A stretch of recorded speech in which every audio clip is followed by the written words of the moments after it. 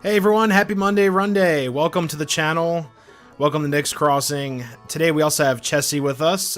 She's just hanging out on the platform. She might go to sleep. Yeah, looks like she's going to sleep. So how's everyone doing? We had a bunch of people in here so far. We have Railfan Lloyd, what's going on? We have Gus, what's going on, buddy? Randall Ellison, hello. Boxcar Jerry, what's up, man?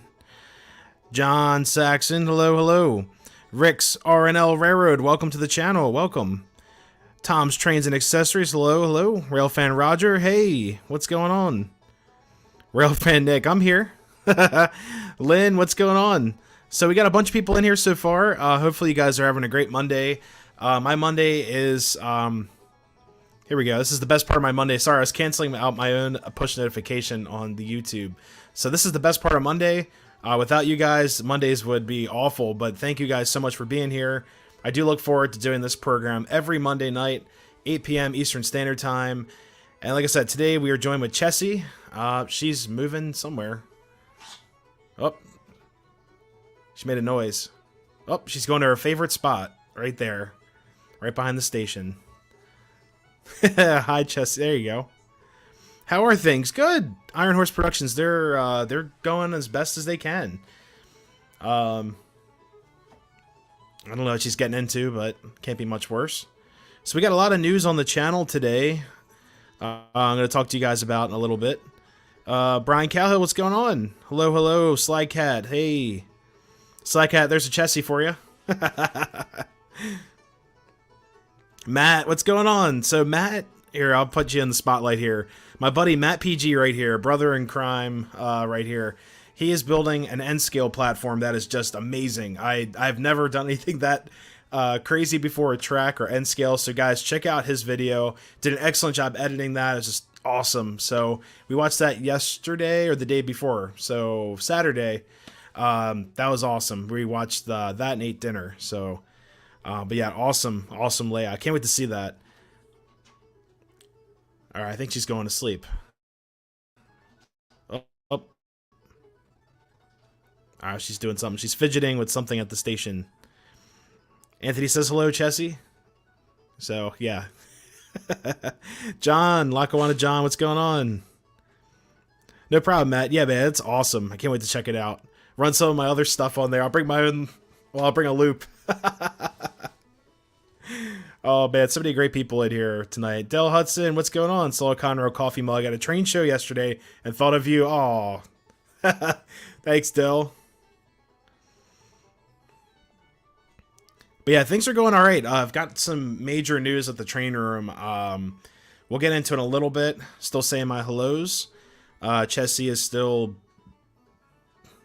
being a Chessie cat. She's looking over at me. She's like, what do you want? Oh, she's going to sneeze. She's doing cat things. Oh, man. There we go. There's the notification for the channel. First time listening, the High Plains Railroad. Welcome, welcome. Let's see. Yes, there you are. High Plains. Hello, everyone. Sorry about that. Yeah, comments are flying in. Let's see. How was your side of Strasbourg's Saturday? It was good. I actually got some new threads. Check out this Strasbourg shirt. Isn't that, like, the coolest? Like, I had to get one of those. It's just super cool. Never seen, like, a Strasbourg shirt with a skeleton on it. And I'm like, I gotta get this before it's gone. Also picked up the other Strasbourg shirt I used to film the shark video last night. Uh-oh. She's stretching. I don't know if she's gonna stay, guys. We'll see. Oh, nope. She's plopping. You gonna plop down? There you go. Alright, we have Chessie to stay. Awesome. Nathan 5 Chime. Chris, what's going on, man? What's going on? Rough and Loy, hello. Welcome. Comrades, hey. Had track. I'm here. Sorry, had... no worries. David, what's going on? Uh-oh, meow. She's playing with something. You guys have a better view than I do. She can do whatever she wants. We'll get into that.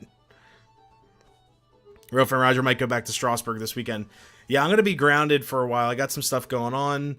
I'd like to film more train videos, of course. Got some tutorials that I'd like to film, but other stuff going on as well. I got to save my pennies. Whoa, just kick the table there. But yeah, Strasbourg's one of my favorite places on earth. It's an excellent place to relax and catch some trains. And last Saturday, I ended up going to Strasbourg and then Macungie right after the live stream. Hey, Trish, how's it going? Cats are awesome. She's a cutie. Yeah, this cat is awesome. Chessie's my friend. Like I said, you guys have a better view of her than I do with the camera, but she is a curious little being. There you go. She's trying to sprawl out. But yeah, she's really cool. I wasn't really a cat person until we got our first cat, Gemma, and then Nikki wanted a second cat for Gemma to play with, and Gemma's officially Catzilla. She would like climb up on the platform and hang out. Now she really doesn't do that. She'll sleep in the tunnel, and that's about it. That's all Gemma does. Went to a train store in Powell, Tennessee, and found a matching boxcar for the... Oh, cool, the Zephyr GP High... Oh, GP High Hood, that's awesome. There we go. Yeah, she'll be knocked out soon. It's nice and warm up here. She likes... There's a bare spot of styrofoam behind the station that I haven't tended to. She likes sleeping on that. It's nice and warm. High Plains Railroad does HO, small shape of J without the bar on top. Oh, sweet. 40 foot, or is it 40 foot long or 40? Oh, 16 across. Nice. That's awesome. You need a cat named Pennsylvania. No, I'm good. Two's enough. 2 cats are way too much to take care of. I have no idea what she's doing back there. She's making some noise. Railfan Roger will be back in a few. All right. Hey, Northern Ohio, how's it going? Welcome. But yeah, so you guys probably saw the thumbnail of this live stream. So I'm planning on redoing this layout. Oh, we got more people coming in. Railfan. Oh, Raylan. I'm sorry, not Railfan. Raylan from Georgia. Hello. George Trains, welcome. Got Jamie Macon. Thanks for stopping in. Oh no, Railfan Loy, I have not watched Lionelville.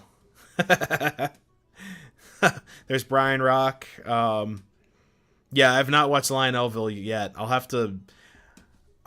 tonight I'm very busy. After the live stream, I'm going out to the gym, trying to get myself in some type of order here. So, oh, do it. Oh no. We'll have to see. Maybe if I'm like on a treadmill or something, I'll bring up Lionelville. But yeah, after the stream, I'm going to the gym, so that's the plan. Tom's Trains and Accessories, a new layout, yes. There's a couple things, so we'll get into that in a second here. We got 32 so far in the chat. So I'll tell you guys the scoop early on. I might have to repeat it, but that's totally fine. So basically what we're doing is that this room is... I'm not utilizing the room to 100%. So, because the eaves, like this is the ceiling of my house right here. I've got these little crawl space doors on each side, and I was actually underneath of the platform the other day, and I smelled some funk coming out of the one of the crawl spaces, and I found out the crawl space above our bathroom, that's like our bedroom bathroom area. It was kind of moldy on the inside, and I can't access the door without moving the whole platform over. So I need to get in there and remediate that as soon as possible before the summertime. We're going to get all these hot, humid days. So while it's still kind of cool out, I want to mitigate that problem, but I'm going to have to tear up the platform to get to that door. Melissa Mousetalk, how's it going? Saw you at Strasbourg on Saturday. Uh-oh. I'm in trouble. Hey, thanks Rob412. Thank you so much. Yeah, that was a fun one. The shark review. There are so many facts about the Baldwin sharks and just the crazy stuff that they were doing at the time. Baldwin, like I said in that video, Baldwin was kind of behind. So you had all these different dieselization or diesel brands coming out with their own thing. And Baldwin was like, okay, we'll get in the game. And they're almost like, it was too late to the party, so to say. Rail fan Loy's watching The Rise of Skywalker. That's a rough one. If you're a true Star Wars fan, I'm sorry. It's a rough one. There's fungus among us. Yeah, I'm terrified of what to find in that crawl space. Southern Yankees, what's going on? Welcome, welcome. But yeah, so the crawl spaces here, I'll show you guys in a second here. Here we go. So there's one crawl space right there. Where's my hand at? That right there is the crawl space. So it's completely blocked by the layout. Then I've got another one on the right side of the room. So here, I'll spin you guys around slow. There we go. And it's right there. So these crawl spaces go to the eaves of the house. There's actually storage in the right crawl space. It's all my Halloween stuff. And it's very dry in there, and it smells like an attic. Like, not like anything like moldy or anything bad. It just smells like an attic. So this one's fine, but then the one that's over the bathroom area and stuff like that, it's just kind of funky right now. New to the channel, been enjoying your videos. Thank you so much, Christopher Berger, aka CB Train Nut. Hey, lots of train nuts in here. We used to have cat nuts, now we have Conrail nuts, now we have Christopher Berger, aka CB Train Nut. Welcome, welcome. But yeah, thank you so much for the shout out there. I see squirrels in your future. No squirrels in these. These are clean. These, well, actually, the one on the left actually had a lot of like wasp or bees nests in it when we moved in, but someone treated them, so it's totally fine. They're like just dormant nests, I guess you could call them, or whatever. But they sealed all that up. There's soffits and everything up here. It's somewhat modern. It's like if you took a 120-year-old house and built, 21st century technology. And so I have like central air and things like that.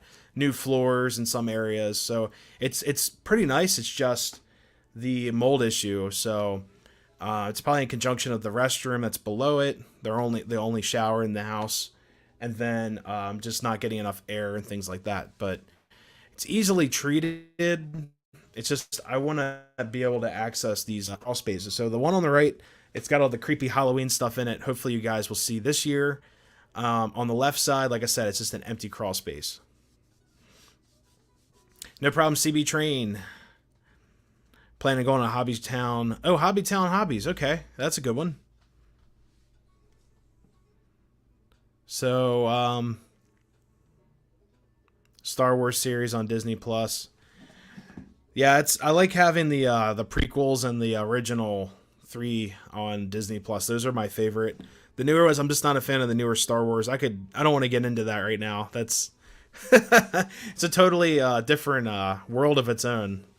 So, but anyways, the layout plans here. Let me go back to Chessie. Well, actually, here I'll do the full camera. She's asleep. Poor thing. All right, so there I am. My computer turned off. It was updating, so I was trying to get the horseshoe curve up on the screen, but that ain't happening tonight, most likely. So, Mandalorian was really good. Book of Boring. Oh no.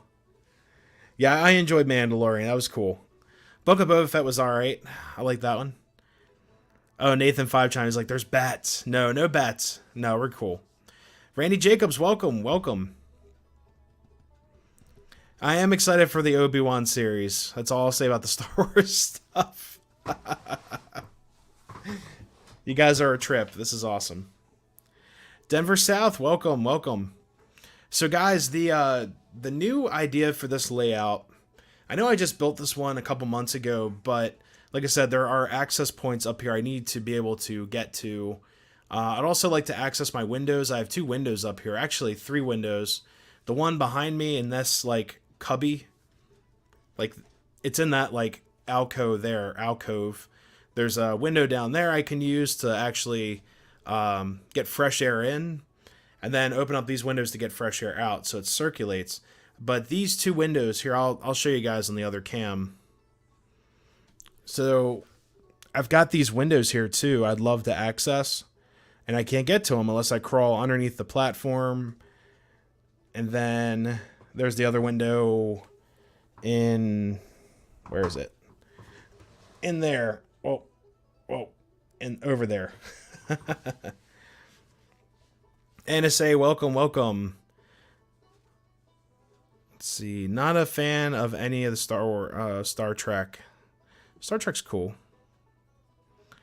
So so the idea for the newer layout, it's not going to happen overnight. I've got a lot of work to do up here. Honestly, I'll probably end up destroying the new leaf that I put on, like this table to my left, which I love this extension.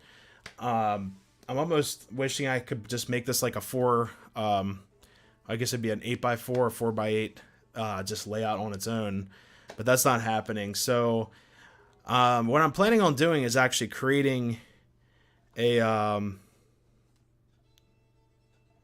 97 subs. That's awesome. So, what I'm planning on doing with the newer style layout is actually going around the perimeter of the room, sort of like a modular layout style. So the best way you guys could see what I'm talking about, if you watch the latest one is the Anthracite High Railers, their layout. I've really enjoyed their style layout and club layout style of their modules. So I thought about doing a modular style, not so much a modular layout up here, but instead of me talking in front of the platform, I would actually be sitting inside the layout and the trains would be going around me. So I thought that'd be kind of interactive, kind of fun. So that's what I'm thinking about doing. So love to hear your guys' thoughts on that. I know a lot of you probably think I'm crazy for wanting to take up this brand new layout that I just installed, but this layout's probably about 60% done. The scenery and stuff like that, it's not even close to being done of what I wanted to do. It's just the situation presented itself, and now I want to act on it as soon as possible. Got John. Enjoyed your video talking on... Oh, sweet. The N scale flat car. Nice. You also have Gus. Hello. Blake Ruth, what's going on? So yeah, that's the idea of this new platform. I know it's kind of a shock probably to some of you guys. Like, why would he want to tear it up? But there are and I want to make actual like areas that these like access panels to the crawl spaces, so I can get things in and out. And then the other thing too I was thinking about was that underneath my table, my bench work is actually made up of metal storage shelves, like garage shelves that hold up the layout. So I don't have like wooden legs on the main part. It's actually 4 shop style shelves or storage units. So I store a lot of cars underneath the platform and pre-war stuff. Now, if I had those sort of like facing like a C shape like this, 2 shelves in the back, 2 on the sides, I would be able to access all of my cars and things without climbing underneath the table, which is just such a hassle, like to crawl underneath the table to get to my stuff. I'd honestly just have to crawl under to get to the control stand. And then after that, you're in there. You're good to go. So the trains would be around you. And I just think it'd be so cool to have that up here. And then filming would be so much easier. I can just sit and come up with different angles and things like that. Do some backdrops. Do some like do like facade buildings. So buildings that have like a false front type of thing. That'd be kind of cool. VFR. What happened on the grab bag? Uh-oh. Let's see. Just finished building a table where you can get in the center. Yeah, so Chris, that's exactly what I'm thinking about doing up here. So the table would go around me, and then honestly, it would follow this wall right here, where this is. It would come out where I'm sitting, and then actually go. It would be like a giant oval shape with an S-bend in it. So the S-bend would be to avoid like a yard. So just bend out a little bit, create a 2-track, like a very long 2-track yard to stack trains, then send it out towards where this platform to my left is. And I plan on actually doing a video on this and drawing it up to show you guys what I'm talking about exactly. But the platform would be about 2 feet wide. It would just be a 2-foot wide oval that go around the entire room. So in theory, it would be a larger layout if you're considering like trackage. Yeah, I'm going to put 072 up here. I'm going to keep the 054 and just put straights in there and not follow it with like, I guess it'd be, the next one up would be 60, what, 64? Instead of following that, I'll just keep the 54 and then follow it with the 72. So do like nice gradual turns. Be really cool.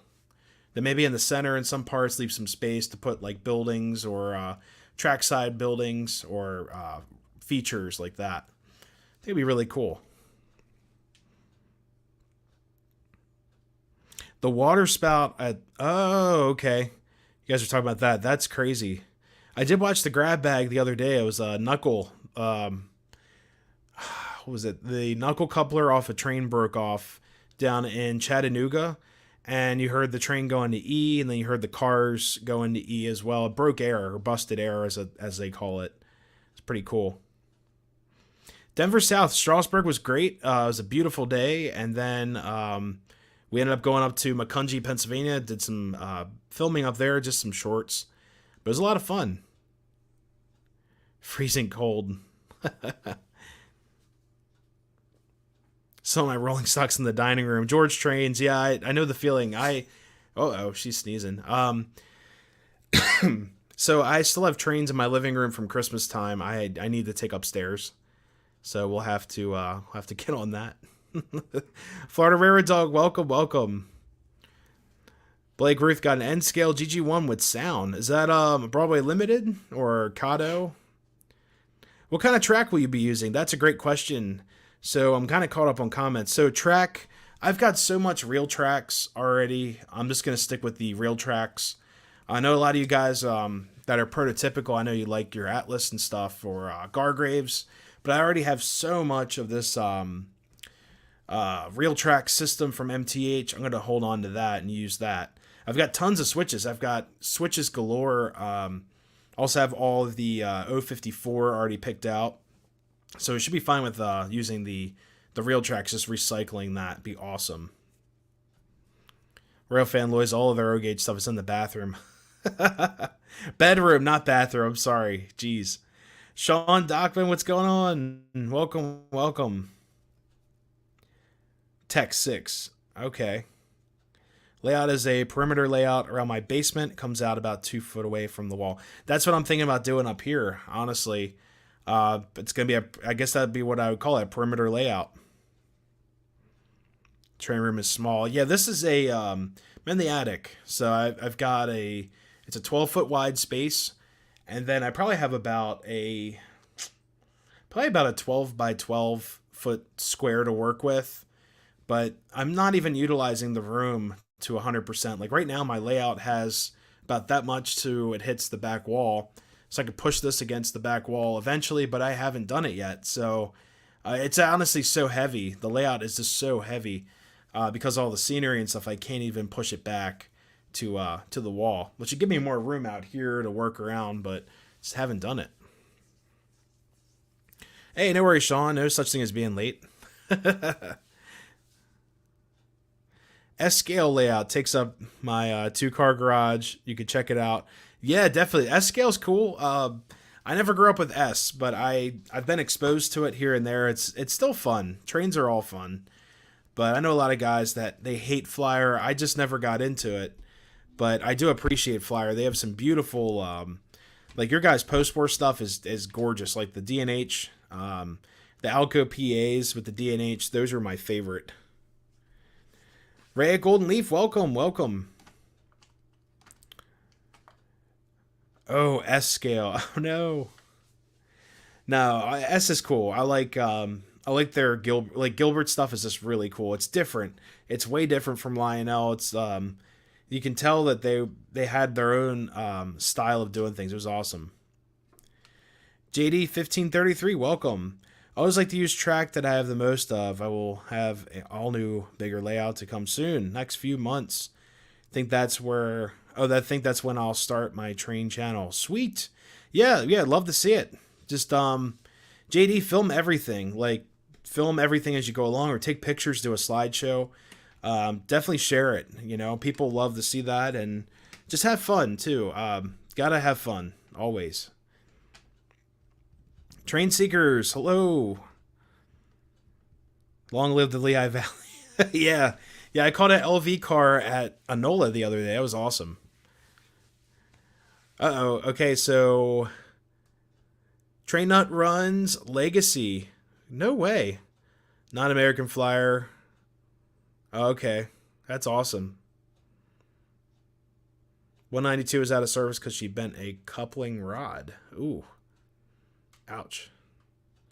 MTH track is good. Wish I could find more switch tracks. Checked eBay, did not find any. I have tons and tons of solid rail switches, like the old solid rail stuff from like the 90s, and a bunch of solid rail MTH stuff. It's really good. The tubular stuff, you just have to kind of bend it around and fidget with that, but you know, it still works. Oh, Shipwright, what's going on? What's new? I'm building a new layout soon, hopefully. Oh man, it's gonna be crazy. I bet it's gonna be probably about a day of just bench work, and then I'll start working on the track, getting that down, and then I'll start running trains again. But that's the goal. BL1 to make an N scale yellow belly. Yeah, that'd be awesome. Or BLI. Friend thinks I like trains in a weird way. I love trains. It's all good. Track layout, I use Super O. Super O, yeah. Super is good. I'm afraid about that, the roller myth. You know, like the track is so thin. But it's kind of weird that well, if you look at MTH solid rail track or even Gargraves, it's a very thin rail, but it's not as thin as the Super O. But Super O is really cool. I like seeing that for like traditional style layouts. I love the look of those switches. They're really like retro looking. They're cool. Oh god. So Rob 412, we're gonna build a perimeter layout. So that's the plan. Once probably I'm assuming like early April, we'll start working on the perimeter layout. But my bench work and stuff up here, I'll be able to salvage some of it. I'm assuming maybe like the plywood, things like that. So I don't have to spend a fortune in like new plywood or in other bench work. Most of the money spent will probably be in probably like the studs and things like that, or stick lumber. Got a bunch of real tracks looking to get rid of. A lot of solid end switches. Nice. Yeah, I've got tons of real tracks. I've got a friend that sells he sells all MTH stuff up in Hanover, Iron Horse Trains. Buddy Troy, he can get most of that stuff, but he's waiting on switches to come out from MTH. So apparently they're doing track again. They're building track or making track. And yeah, if I ever need switches, I know where to go. But I think I have definitely enough switches to do this layout. S Gauge is coming back. Yeah, sold the S and HO to scale trains. Yep. Late because I was running my New York Central 86 32. Not going to apologize. Happy Monday, Runday. Thanks, Peter. That's a heck of a way to do that. That's awesome. Matt might sell all his HO stuff. So if anyone's interested, just reach out to Matt. Matt PG, don't. There you go. HO's taking up space now. Oh, man. Rose Jewel, this is a big layout change. Yes, it is. And like I said, I've got some accessibility problems up here to try to get to these little... Not this. This is a closet right here. But I've got 2 crawl spaces on either side of the layout that I can't really access at the moment, and the one I'm having problems with some funk. There's some funk in there I got to clean up, but I got to access the door to get in there, and it's got to happen soon before it gets hot and humid. Things get worse, so we'll have to see how that goes. Uh-oh, CEO is calling me. Good luck. Thank you so much. Yeah, definitely. Thanks for stopping in, and thanks for sharing. Apple and Orange Line, welcome. Awesome. N scale is what's up. I love N scale. It's just fun. No interest on HO trains anymore. I actually gave all my HO stuff to my buddy RJ78. I held on to all the N scale stuff. I'm going to hold on to that. Hope MTH makes more track as I need more switches. Yeah, Anthony, yeah, they're in production. According to my friend that they're making stuff, it's just going to take a while before it comes out because of production. They haven't made stuff in a little bit. Just acquired the new PRR Lion Chief 440. Definitely a keeper. Looks, sounds, runs great. Nice. Now, Shipwright, does that work with the app as well? Is that like what Lion Chief 2.0 or 3.0, whatever point .0 they're on? But yeah, real tracks have been real nice. I guess that's the best way I could put it. It's been a great track system thus far. No problems, no major problems. It's easy to drill into. It's easy to like solder stuff to. There's a lot of leads underneath, so you don't have to solder directly to the track. You just solder on the little track joiners there, and you're good to go. Heisler locomotive at Dan's Trains. Nice. Yeah, I don't have any Heislers or what's the other one? A Shea. None of those guys. In the future, yes, I will probably get some of those, but right now I'm just trying to get myself together. So, but yeah, the layout should be, like I said, just give it a little bit of time. It should be here. You guys will definitely know about it. GG1 4807. Nice. Live River sub, what's going on? Welcome. Uh-oh, I missed a bunch of comments. Yes, 440 works on the app, voice control. Nice. Yeah, someone did a review, or not a review, just a video of the voice control Lion Chief or something. He was talking into his phone. It might have been Legacy. And he was like, whistle, bell. And I was like, can you tell it to get you a beer or grab you a beer? And I don't think anyone thought it was funny. I was just joking. Like, it was cool, but I was just being a Nick's Crossing. Oh, I missed Document's comment. I have a question, interesting, but why do some prefer N over HO? First time that I've seen people prefer N over HO. Now, so Sean, I can attest to that. I've always had issues with HO coming apart, and just I don't know. Maybe it's just like the amount of space you can use for it. Curiosity question. Could do so much more with the design using, there you go, smaller scale for the space, which I can attest to. When I was a kid, I had a 4x4 N scale layout. It was awesome. I missed that. It was a lot of fun. Greg T, what's going on? Didn't miss much. We're all just hanging out. So what's up, Radar Diddy in here? Blake's like, I like beer. Yeah. Yeah, unfortunately, the newer command units cannot get you a beer. I don't think so. I don't think Lionel programmed them to get you a beer, but that'd be cool if they did. But yeah, I like I said, I was more interested in N scale than HO when I had HO. I just I got into it for like a year of HO stuff. Then I think just the track and the fast track that I had, the black based fast track, I was just completely turned off by it. It always became dirty. It never worked. Then they came out with the gray base, which I believe is nickel silver rails. That stuff always ran so much better on that. But I ended up just giving away all my HO stuff, and now I have all my N scale stuff actually on the shelf behind us. We'll do a video on that, or maybe a live stream on the N scale stuff. Yeah, JD, I'm an O scaler for sure, O gauger, because I've got all kinds of stuff.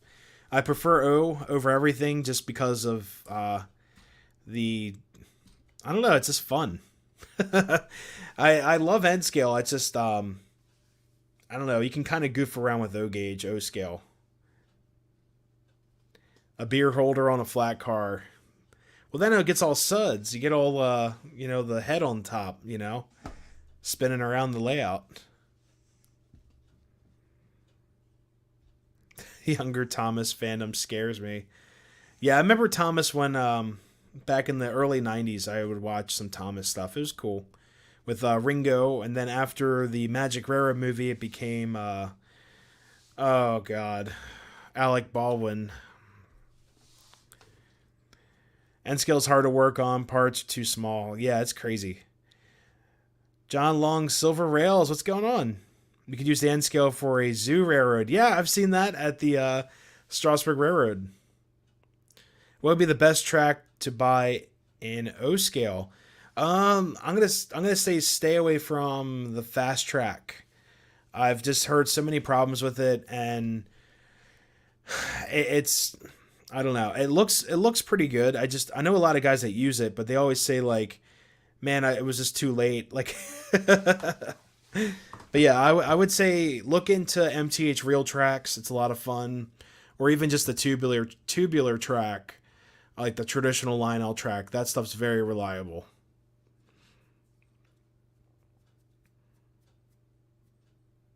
Oh God.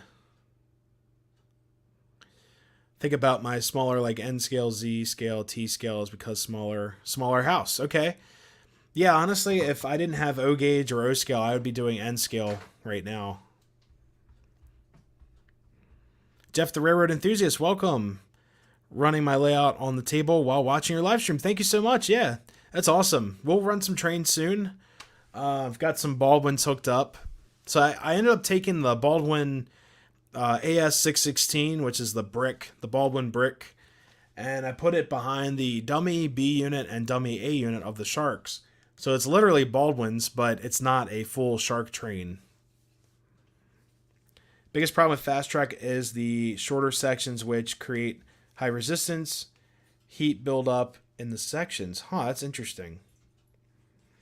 Yeah, Sean, I mostly had issues with fast track switches, and the radiuses are just so odd. Like, I feel like 31 works better than 36.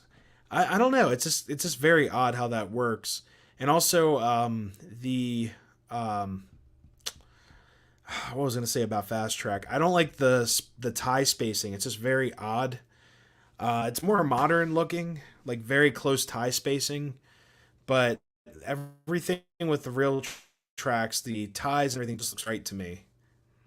Even though it is Rail King technically, but it's all good.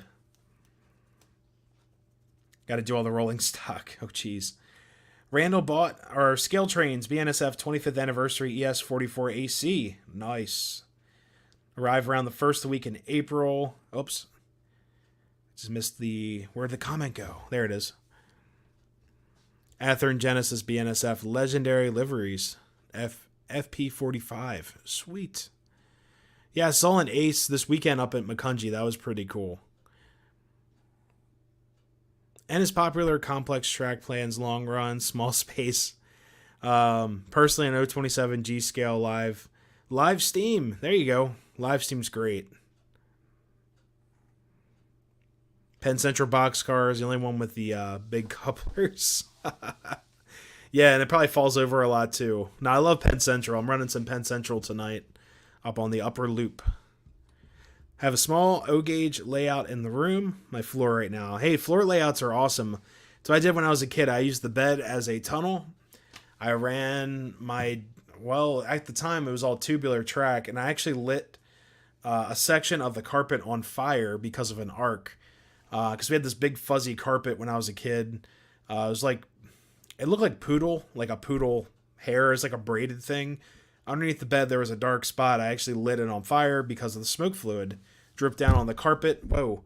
Dripped down on the carpet and arced and flared up. And I was able to put it out pretty quickly, but it's terrifying. There only is one coupler in N scale worth anything, and that's the micro trains. Greg T, oddly enough, when I was younger, mostly HO scale. Now I'm older, like N scale. Yeah, N scale's fun. I mean, all trains are fun, but I love N scale. Do you have to oil the running gear of the steam engine on N scales? Jeff, I know there's been sometimes I've added hobby grease to my locomotives in N scale, and it just really messed stuff up. But you have to use a very, very light oil, like extremely light, if anything. Micro trains, a lot of micro trains. If If I started over, I'd probably go with the Menards tubular with wooden ties, gravel. Yeah, I haven't seen him in a while, but oh geez, who was doing that? One of the channels that were actually he was in here a lot. Used to be. I haven't seen him in a while, but he was doing that with the wooden ties underneath. Bankruptcy. Oh geez. 3 scale miles, 16 by 11 feet, one level. Wow. That's cool. I probably have like a mile of track. Like if you count everything and the sidings, it's probably not even a mile. Real friend Rogers back. Welcome, welcome. 70 shag carpet. No, it was like, Matt, it was like that newer style. It looks like if you took like a bunch of knuckles together, it's like braided. It was weird. My mom loved it. I was just kind of like, whatever. And the carpet was hard. It wasn't like a nice fluffy carpet. It was like a rope that was like braided. I don't know. 1/2 inch scale Plymouth you can ride on. It's in storage right now. Whoa. Gargrave's track is good. A little hard to work with, since you have to cut and ends when you have to curve it. Okay. Penn Central train. Need a train that was pre-Conrail. Oh man. Best place for a layout when you are a child is on the floor. Exactly. Yep. Hey, when we set up for Christmas time and I put the trains under the tree on the floor, I'm on the floor laying down like a kid again. And that is just one of my favorite things to do. Just sit on the floor, run some trains, watch them go around in a circle, put some smoke fluid in, make the room smell like a Christmas scent. And that's just like what I love doing during Christmas time. Like to do an outdoor O-scale layout. Yeah, outside of Henning's trains, they have, I believe it's Atlas. It's a couple loops of Atlas track. They'll run stuff in the summertime or good weather. It's pretty cool. Put a few burn marks in my parents' living room rug when I was a kid. Wiring cooked into it. Oh, ouch. Berber carpet? That's interesting. One day I'd like to do an out... Okay, I already read that one. I'm sorry. Wasn't allowed to run on the carpet. I was a kid. I had to run my trains in the basement floor. They sent you to the dungeon to run your trains. That's sad. Wasn't allowed to run mine on the carpet. I was a kid. I had to run my trains on the basement floor as well. Whoa. I know what PCA stands for. Birthday's next month. Planning to go to the Little River Railroad Museum. Nice. Oh, Chessie might be on the move. Oh, she's readjusting. So here, we'll go to the Chessie cam real quick. There you go. She's trying to take down the light tower. Yes, that moves. Oh. I don't get it, guys. Cats are... Oh, God. Alright, so she's into nothing but trouble right now. She's trying to, like, take down the... I don't know. Gargraves did... Oh, I missed a couple comments here. Yeah, she's trying to take down the water tower. What a nut. What are you doing? Yes, it moves. She is trying to destroy my water tower. Or not water tower, the beacon. Yes, it's dusty. Sorry, dude. Poor thing. It's really dusty over there. DB Tech used to have a slot car under the bed. As cardboard, and I could slot... Oh, that's awesome. Garbage did at one time make stainless 3-rail track for outdoors. Whoa. Over in the UK, it's the attic. Hennings runs Atlas O outside. Over in the UK and OO, very popular to run outside, but O, mainly 2-rail over there. Yeah, I've seen 2-rail O on Sam's trains when I used to watch his channel way long ago before I moved here, or way before I moved here. PC pre-Conrail. Right. I like my Pen Central. She's helping you take apart the layout. Yeah, exactly. Except it's an antique. It's my antique tower. What's that? I forgot what number that is. Number what? 27, something like that. I forgot. I forgot what light beacon that is. Yes, Jeff, that's the kitten. She's getting into everything right now. Oh, what is she doing? I don't even want to know. Here, I'll let you guys see what she's doing. What is that? What are you... She heard destroy. She's like, I'm going to take it away. Catzilla. Yeah. Yeah, we have one Catzilla. She's downstairs somewhere, but yeah, that's Chessie. There she is. I have no idea what she's doing. Chessie is as a Chessie does. Cats like trains, didn't you know? Yeah, love the cat up here. She's a lot of fun. And when we first got her, she fell asleep on my leg as I was trying to like take something apart. It was really cool. Bloom stock on the engine number 70 in the 2000s. Okay. So I have no idea what she's doing. I don't want to know what she's doing, but there goes the Bluetooth speaker turning off. So anyone missing or missed the first half of the live stream, so what I'm planning on doing is actually building a larger layout up here. That's a perimeter layout. So it's going to follow this wall. And then here, I'll show you guys with the other camera really quick. It'd be a lot easier to show you. So right now, the layout isn't even going to the wall, like the perimeter. So what I'm planning on doing is actually mating up to the wall. And then actually have the layout go to this wall here, filling up all this space back here as well, where like this extra mic stands at and such. And this is an extra, like where I'm sitting, I'm about, that looks really creepy with the hand on the shadow. Oh. Dun dun dun. Catzilla. Are you eating my track? What are you doing? Do not eat that. Oh my goodness. Years ago, a cat knocked my turbine off the shelf. Oh no. I would scream. SW8, SW9. 8618 isn't a SW9. Okay, yeah, Real Fan Roger. I know 8618 used to be a New York Central, which I thought was funny when Lionel came out the NYC. A lot of people bought the NYC or the Strasbourg. I'm like, well, it's probably the same thing. Do not eat that. That is styrofoam. Do not. Yeah. And there she goes under the bridge. And she's out of here. All right. So, we look through some comments here, guys. Sorry that we have entertainment for the hour. We have the cat up here, or one of the cats.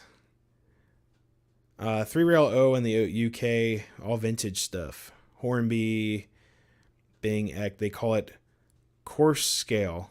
Huh. I prefer 3 rails. She's being a bad kitty. Nah, she's just being she's just a kitten. Chessie, stop eating the track. That's a good one. She's getting big. Yeah, she is growing like a thing. Oh yeah, high rail sounds better than coarse scale. That's not cat litter. No, yeah, she's good. She's very good. Cat's eating the grass. Yeah. She's eating the grass. Oh, man. Matt's got 5 cats. Yep.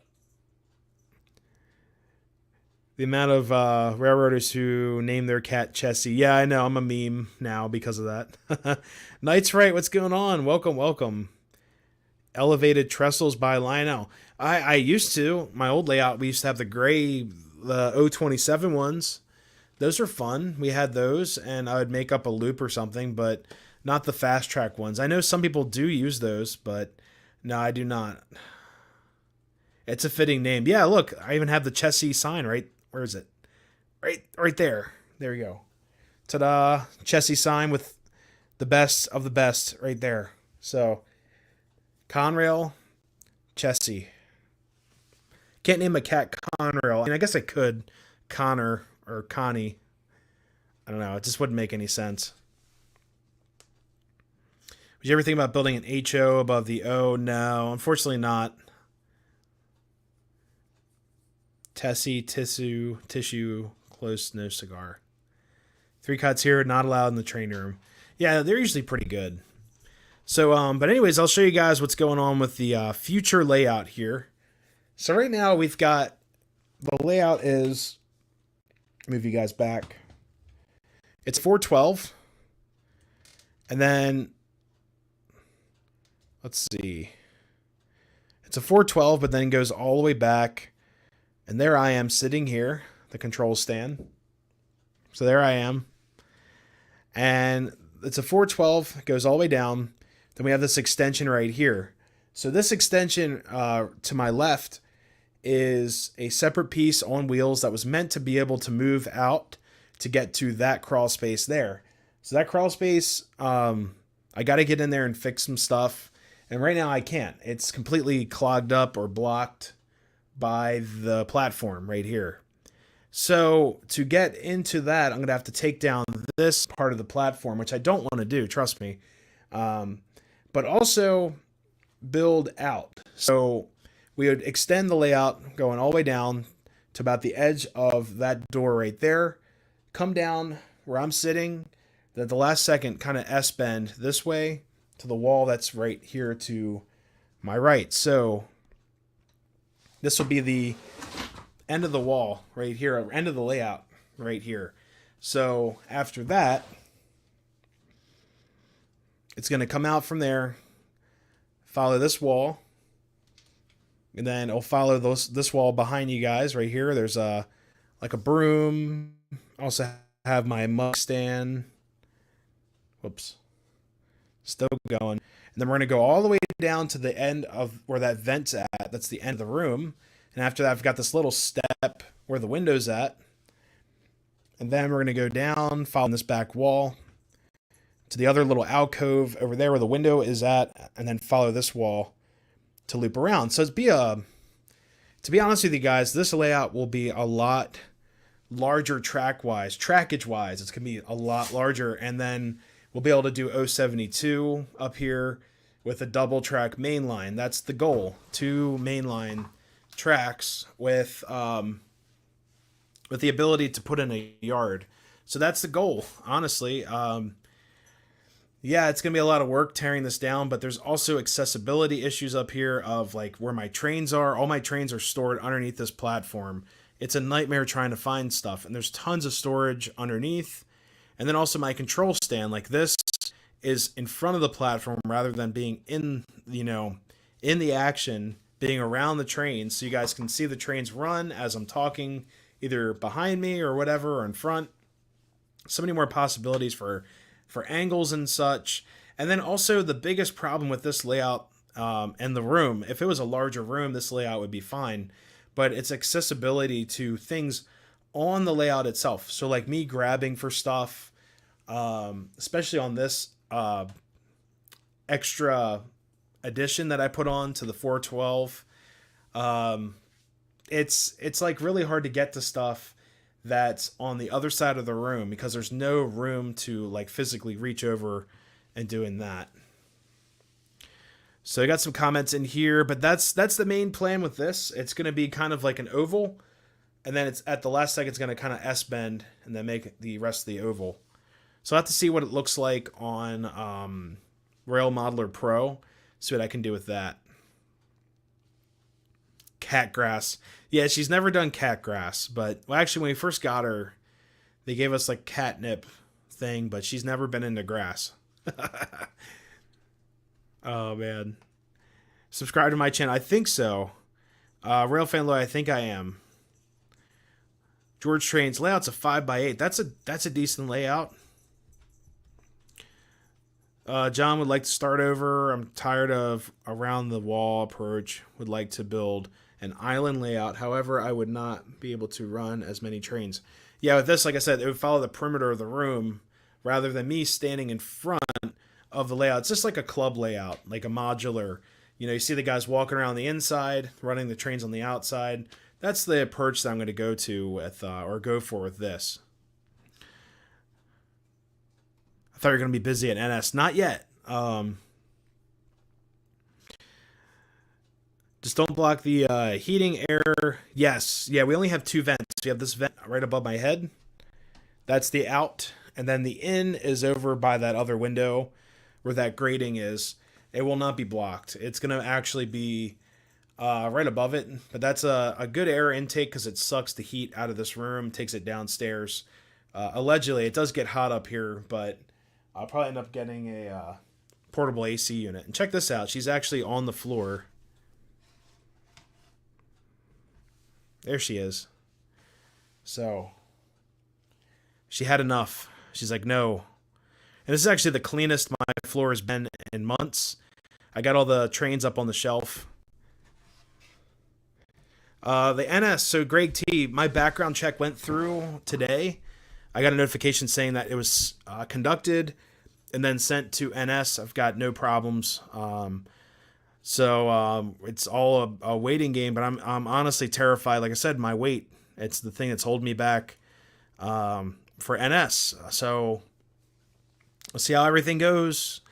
But everyone keeps on saying you got to be below a certain BMI. I'm like not quite there.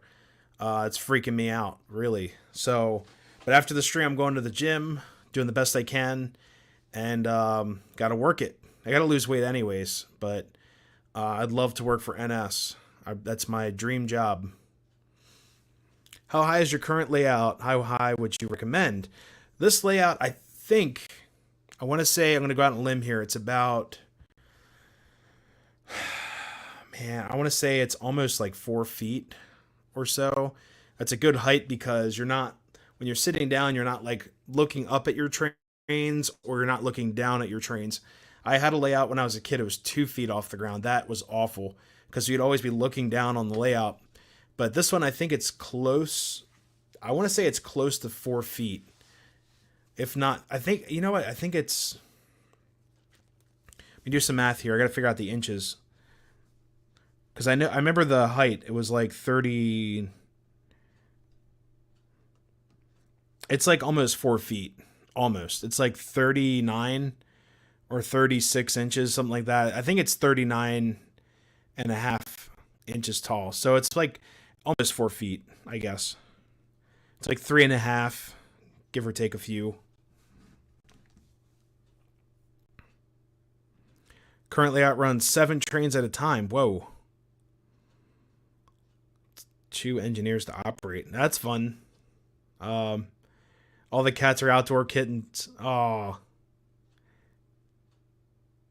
Coyote problem. Oh no. Let's see. Yeah, thank you guys so much. Let's see. All right, so I got some questions in here really quick. So let me go back. Daughter talked me on the Weight Watchers. It's very hard to lose weight, but I'm trying. Yeah, Radar. So really quick, I did see some other comments in here. Before the pandemic stuff, I hate blaming the pandemic on anything because this is completely my fault. And Chessie left the building. She's downstairs. So it is my fault completely. I honestly was on a great track to lose a bunch of weight before everything kind of shut down. And then also, I hate to blame it, but my office job made me gain all this extra weight. I was honestly down to like a 30, well, I was always a larger built person. And I was down to like almost a 40-inch waist. And I was in like the mid 260s-ish. Then I gained a bunch of weight once things started closing down. Just the stress of everything, and just I was working for a friend at the time. Things just didn't really work out. It was a temporary job before my current job. things just did not work out. It's a very physical job, and I just hated everything. So a lot of like, just a lot. Let's just say that a lot of life happened. But then I stopped going to the gym during the pandemic stuff because everything closed. Yes, I was working out at my parents' house, and then I bought this house, and then I gained all the way back from just staying here, going to work, coming back home, working from home, that type of thing. So yeah, it's my fault. I'm not going to say, oh, the world, but yeah, comfort food, weight gain, being on my own, choosing what I want to eat when I want to eat it, all that stuff. So, yeah, it's like I said, it's my fault. I gained all this weight back, but honestly, I'm on target to get to that point again. I want to do a bunch of stuff that I can't do right now, like possibly working for the railroad, um, riding. I miss riding roller coasters and things like that in the summertime. I love roller coasters. It's kind of like a train. Well, it is a train, but I just love all that stuff. I can't do it. Like, yeah, I can ride some stuff, but I want to ride everything. And even when I was a little bit smaller and younger, I still had problems fitting on some of the rides up at like Cedar Fair parks, and their rides are tiny. I think Cedar Point, if you look at their guest, it's like guest accommodation page, it says that you have to be like, I think it's a anything larger than a 38 or 36-inch waist. You won't fit on a lot of their rides at Cedar Point. Like some of the greater coasters there, like Millennium Force or Top Thrill Dragster, any of that, you have to be like a 36 or below waist. That's highly recommended. So it's kind of crazy, but that's where I want to be. I want to get to that point. So I missed a bunch of comments up here. Let's see. Someone asked how the interview went. So I have a conditional offer from Norfolk Southern, and right now it's all contingent on the background check. Background check's fine. It's all right at this point, the health stuff. So I think I'll be okay for most of the health checks. It's just my weight is freaking me out. Like I said, I hate being like this size, this weight. It's awful. But yes, the interview went great. I love talking to the Harrisburg guys. You get 15 minutes with the Zoom call style interview, and you talk to them. They ask you some safety questions or just questions in general, and it just went really, really well. It was awesome. Sign-on bonus. So the Lehigh River, they're actually doing it's close to $10,000 in sign-in bonuses for any yard that's in need, like Harrisburg or any division. Harrisburg is on the list. There's a couple others that are definitely on the help list. But there's about, over the course of a year, it's about $10,000 in bonuses.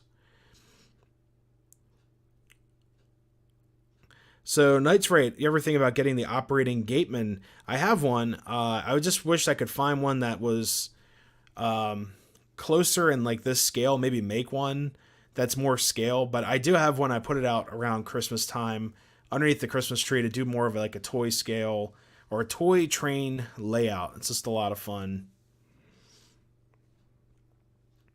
25th reunion. Got it all back plus some. Lehigh River sub. Frank keeps on trying to get me to go to NS. Do it. Definitely do it. It's an opportunity. You only get one chance to do it. After a while, they'll, it may not come back. Like they may, you never know. Like that's why I'm trying to do this now before things get even more hectic in life. I'd love to work for the railroad. It's my dream job. Got a railroad job, weight, age. Yeah, Jamie, I know. Definitely, I would look at the Reading, Blue Mountain, and Northern Summer. That stuff. That'd be awesome. Lemon water is great. Substitute all sugary drinks. Yeah, I haven't drank soda in about a month, or at least I had a soda here and there, but it wasn't like my old self drinking like a can of soda every meal or something like that. Got down to 206, 240, 216. Wow. Yeah, I would do anything to be that weight again. Weight comes like a glacier. Oh wow. Yeah. Hopefully they take you. Best of luck. Thank you so much. Yeah, I'm really just, like I said, I'm terrified about that. Everything else is fine. Like I can run, I can walk, not run. I'm not running anywhere. I can walk probably about 20 miles a day and feel perfectly fine. I'd love that type of job. It's actually in the past, I had a construction working job that I would walk about 4 to 6 miles on average per day if I felt like it. There's some days, yeah, I was just like, man, I'm not doing that. But most days I'd walk at least 4 miles. My phone would go off every mile and say, you did it. I'd be like, what do you mean? Like, this is every day. Railroad is excellent. Oh, Railroad excitement in Florida, all about the new Brightline service. Yes, I've heard all about that. Especially hooking up to Disney, one of my favorite places on earth. So, yeah, we'll have to see.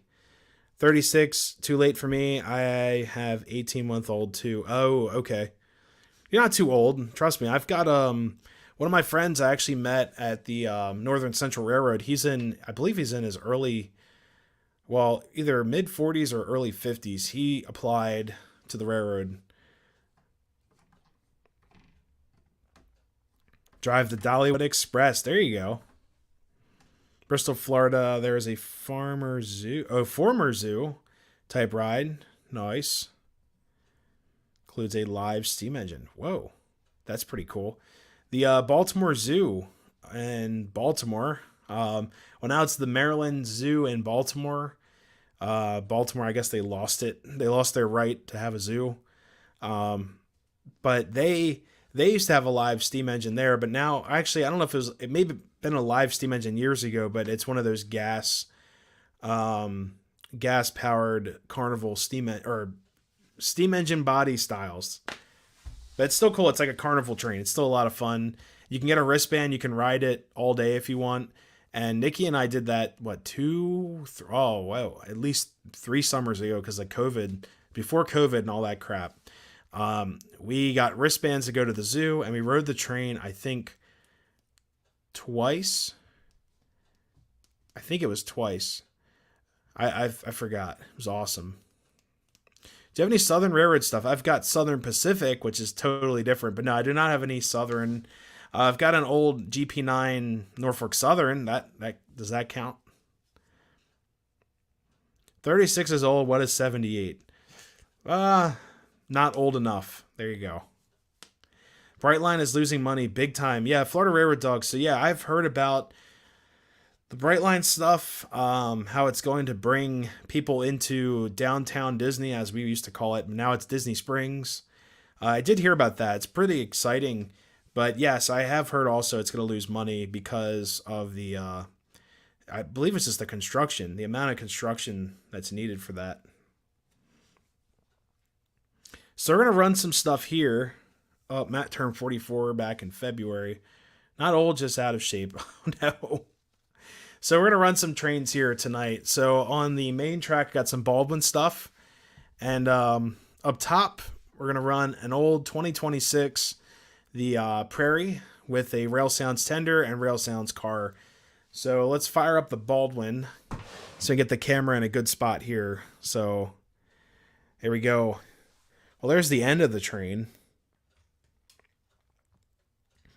So it'll be the Baldwin AS616 hooked up to the Baldwin RF16. So I believe RF stood for rail freight for the Sharks. All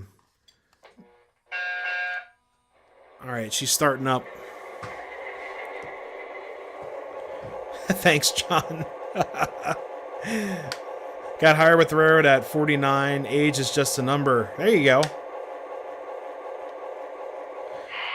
Plus, I work for my own railroad up here all the time. Except they don't really pay me.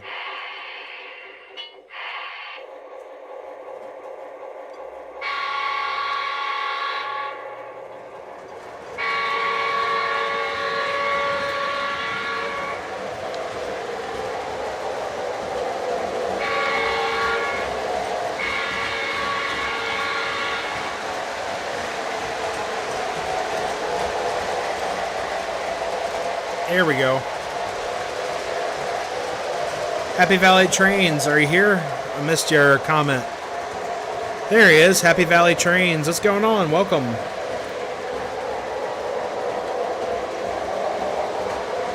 Let me slow her down.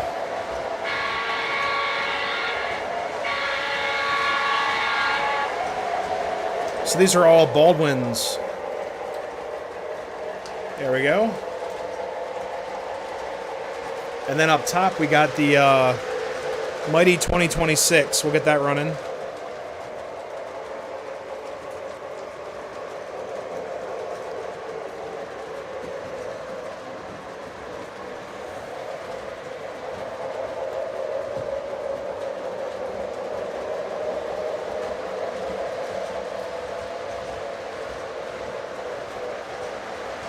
All right, so here we go. I have to turn on the transformer for that.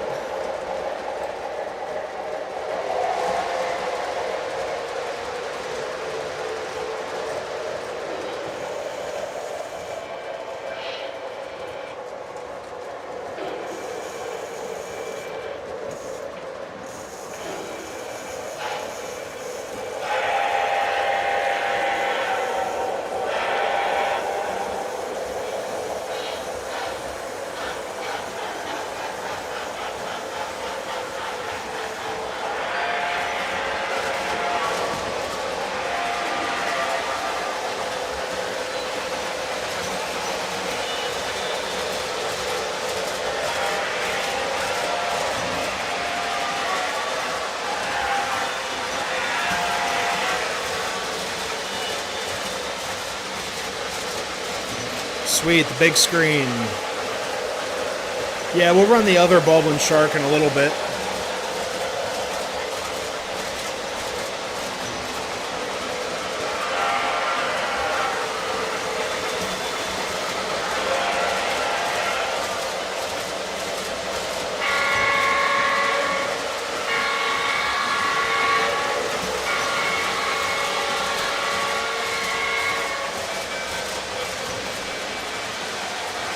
Older than Amtrak. Oh no.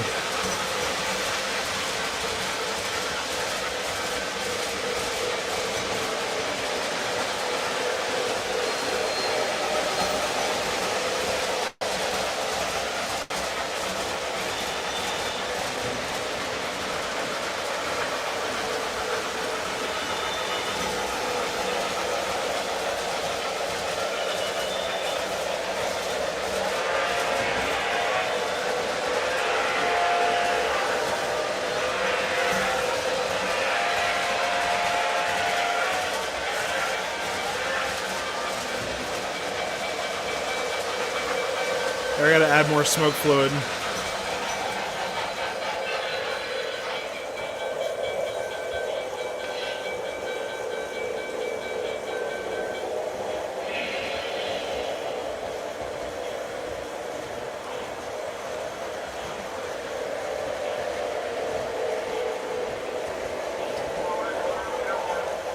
All right. You guys are running your layouts as well. That's awesome.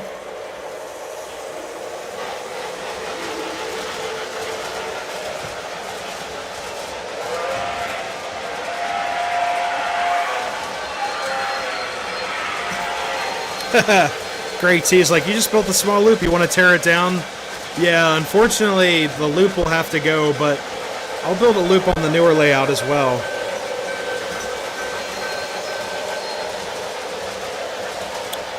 Chris, unfortunately, like, the amount of space I'd have to lift it, I'd have to get over about 8 inches of lift, and then it's unfortunate, but this is also very heavy, so, oh god, a review video on Lionelville.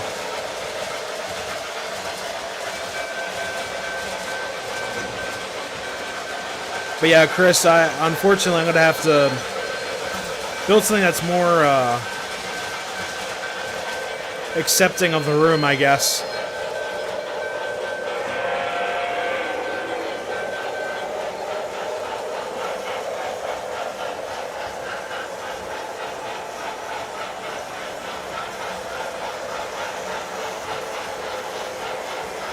Detailing the coal mine. Awesome. Here, I got a bunch of empty cars for you.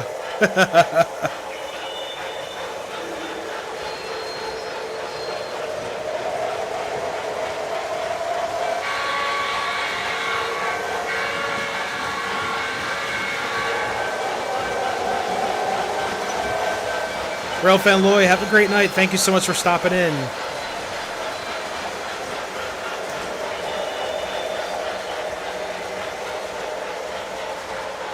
Cut the door in half. So, Chris, my dad actually came up with that idea. He's like, just cut the door in half. We'll have to see.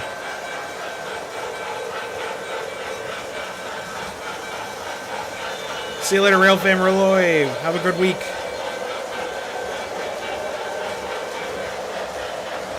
You'll have to turn it in for the night. Good to see you. Shipwright, thank you so much for stopping in. Have a great night. Hey, what's up, Lionel Pre-War? Welcome, welcome.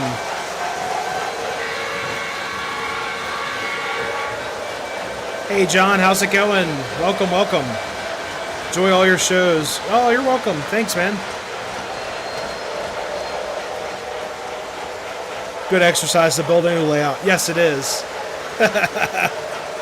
Not financially. It's kind of like bankrupting myself.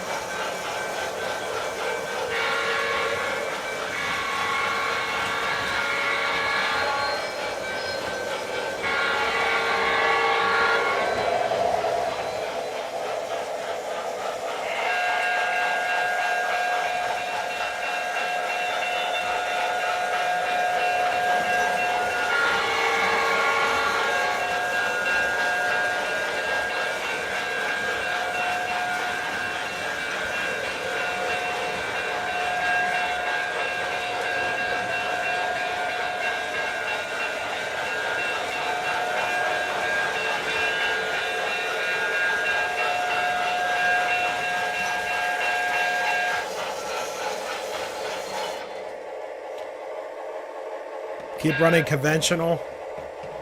Yeah, everything here tonight is all right, I want to switch out the Baldwin for another Baldwin. So the AS616 is like a Baldwin road switcher type of thing, but I want to switch it out with the Shark in a second here. But yes, everything that we're running tonight. It's just I've got a Rail Sounds Tender, Rail Sounds Boxcar. The Baldwin is a Proto-Sound 1 Premier. Here, I'll show you guys that. This is like a fan favorite of the channel. It's really warm, of course. There she is. Ooh, ah. So yeah, Baldwin. Well, you guys can't see it. There it is. There it is. Baldwin AS616 from MTH. It's a Proto-Sound 1 Premier, and it's just an awesome locomotive. It's got the snow plows on it, or at least one of the snow plows, whatever's left of it. Over here, it's like kind of falling off, but it still plows some mean snow. And yeah, it broke. It actually fell off the track and the plow broke off. But yeah, it's a fun one. Bottomless money pits. Not as bad as a boat. Boat stands for bust out another 1,000. With a layout, it's probably, something a little bit less abrupt. But yes, everything's conventional tonight. Just posted a new video of the layout progress. Sweet. Chris, I'll definitely have to check that out. Oh wait, I just saw someone writing a goal is to run. Oh, run HO set next to the end scale. That's awesome. We'll check it out. It's a really unique little engine. PS1. Yep. Matt's Trains. Yep. PS1. There she is. And it's a tank. It's fully scale. It's just a brick. And I think these were called the Baldwin bricks, if I'm not mistaken. It's pretty funny. Like the sharks look like sharks. Brick is a brick. The Reading also ran these too back in the day, so they're pretty cool. You don't really see a whole lot of Baldwin stuff. I saw this one online, and I was just kind of like, what is that? And it said it had smoke, which was very attractive because I love engines that smoke. And it's just a very simple little conventional locomotive. So let me go back there. I'll set this back.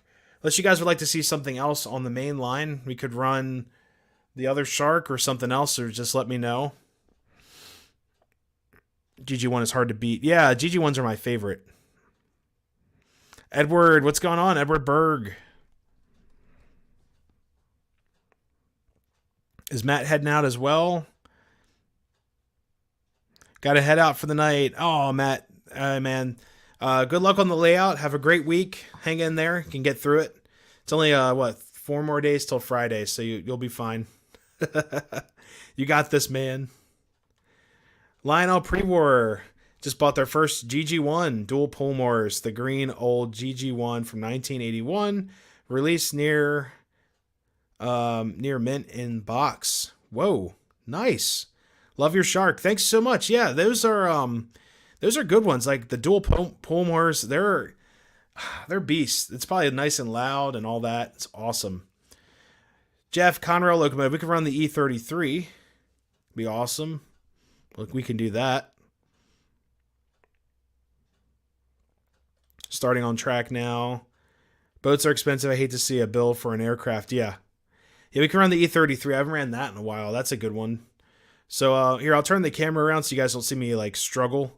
I'm going to go grab the E33. We'll hook them up still to the Baldwins, and then we'll hook up the Baldwin last. So we'll do that.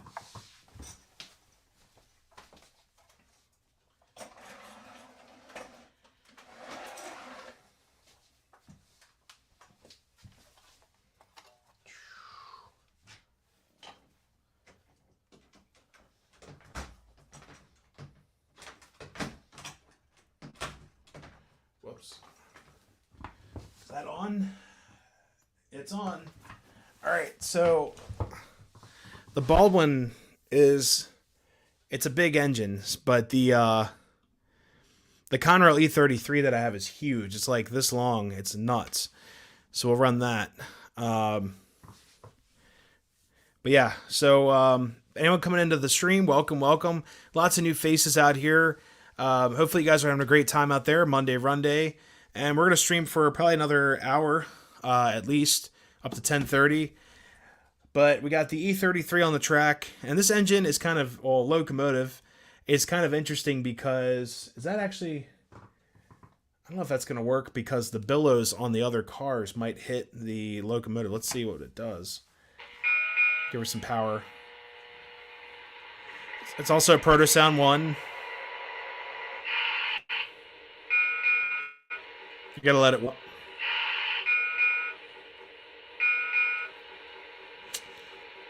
Give it a second.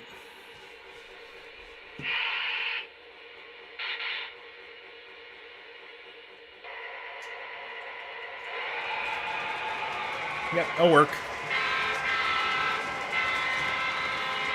Sweet. So we'll get the Conrail rolling here. Whoops.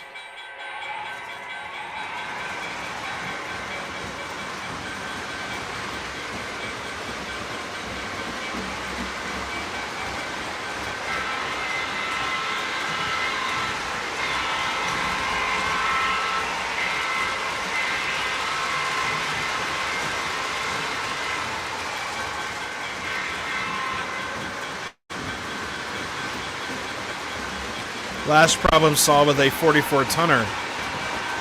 Huh.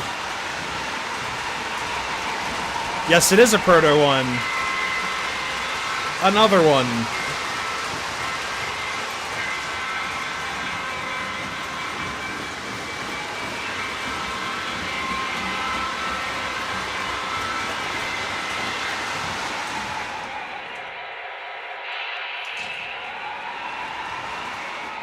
There you go.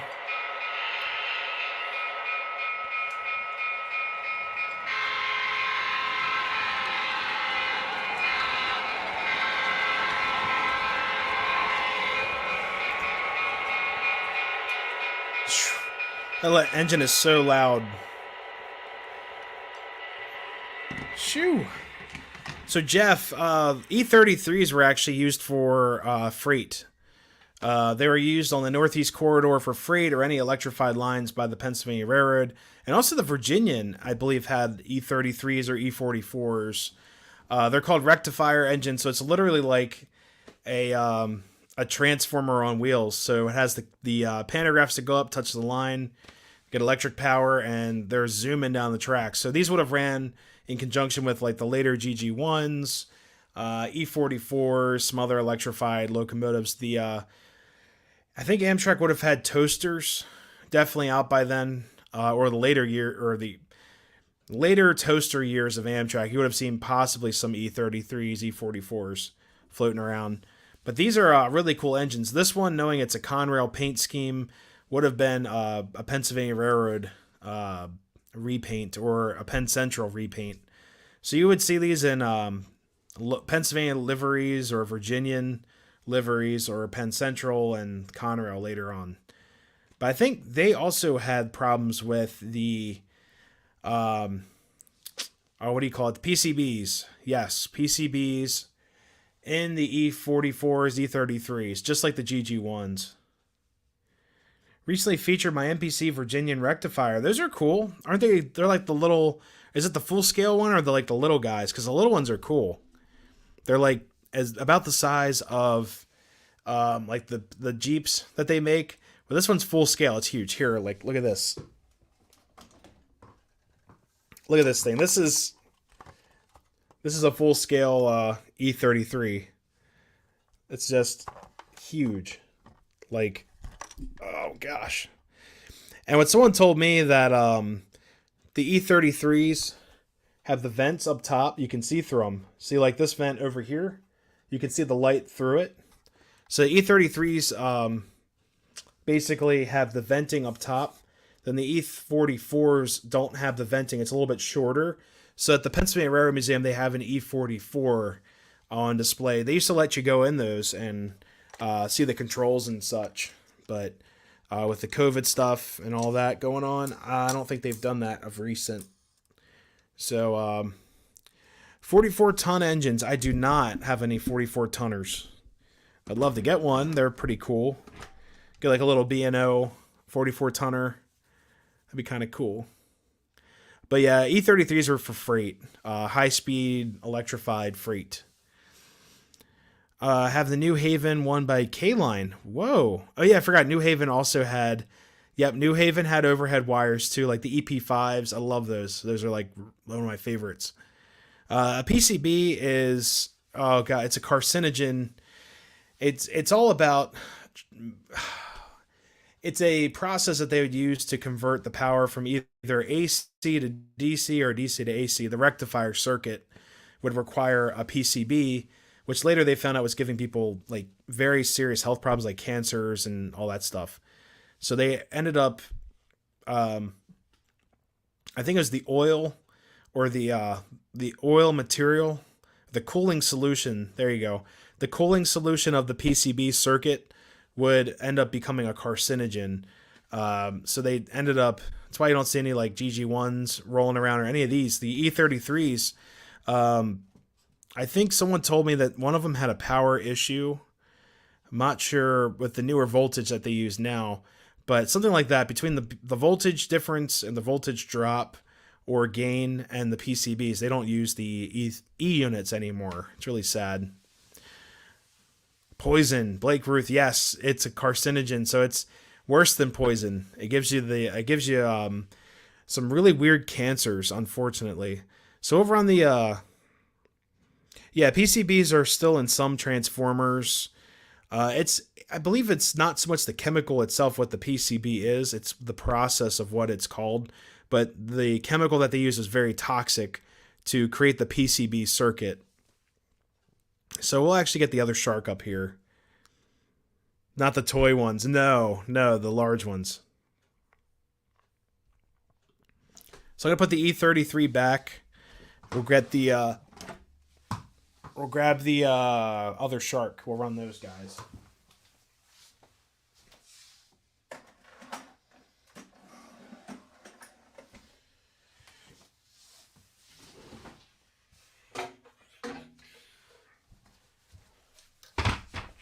Oh.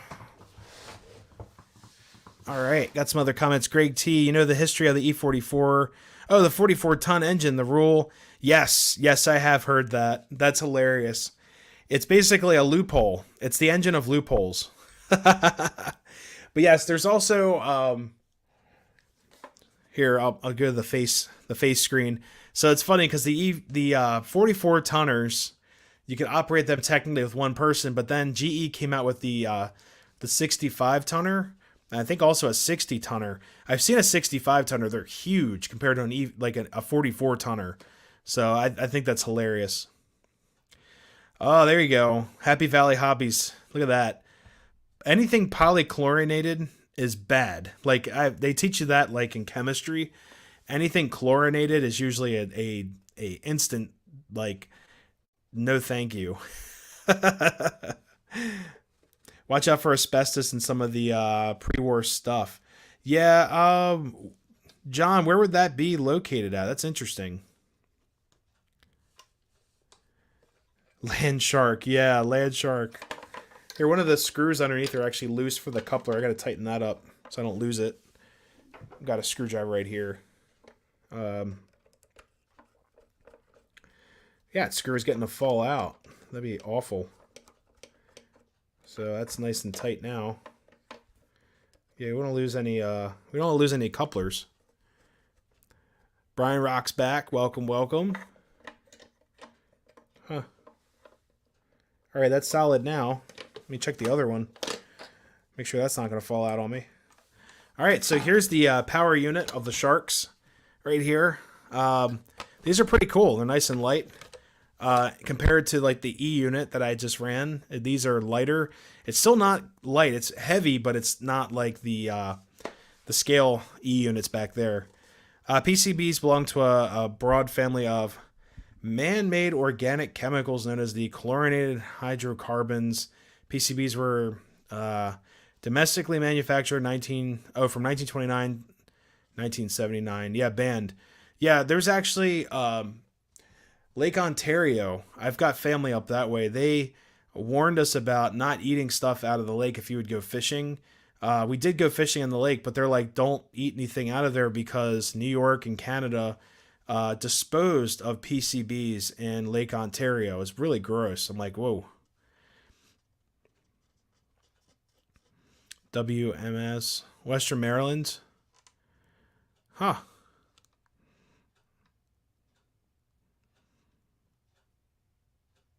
So you remember when I was a kid watching the E60s, GG1s, AEM7s? Yep. How they do with them, a mystery. Yeah, it's funny. So I was actually talking to a gentleman at the Pennsylvania Railroad Museum. Was it his father or grandfather? I think his father was a Pennsylvania Railroad engineer, and he ran GG1s back in the day. And it was just really cool to talk to him about the history of that. And he was saying that the transformers on the inside would buzz or smoke, and they'd just be like, yeah, don't pay attention to that, just keep on going. And I'm like, just thinking, like, what kind of smoke or vapor was that coming off of those transformers? But he had a really cool story of how basically they'd have to go pick up their dad from the rail yard, because if the family only had one car, they'd be like, okay, what yard is he going to be at today? I just thought that was so cool. Like, compared to now, it's like the extra board. They give you a phone call, like, be here in an hour and a half. Back then, it's like, hey, I'm off of work, come pick me up. So I just thought that was kind of neat. But yeah, we're gonna run the Baldwin Shark around. It's almost a little bit after 9:30, so still got a little ways to go. But we'll see how everything goes. So I got the Baldwin Shark. I'll put her on the track. It's a heavy girl. We're gonna need a bigger boat. There we go. All right, there we go. I got a couple of these together, and then make sure the wheels are on the track. Yeah, apparently these truck styles too. There we go. The Baldwin truck styles are called Bobos, which I thought was kind of cool. BOBOs. That was in the research for the Baldwin movie or video I did. Doesn't sound quite right. Sounds like there's a short. There is a short. Aha. I knew something was wrong. All right, let's try that. There we go.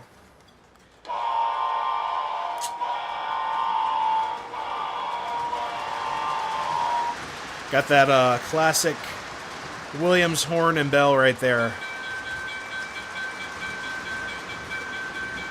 So yeah, we'll get these rolling. So here we go. We got the Baldwin Sharks. We'll crank them up. We'll go nice and fast.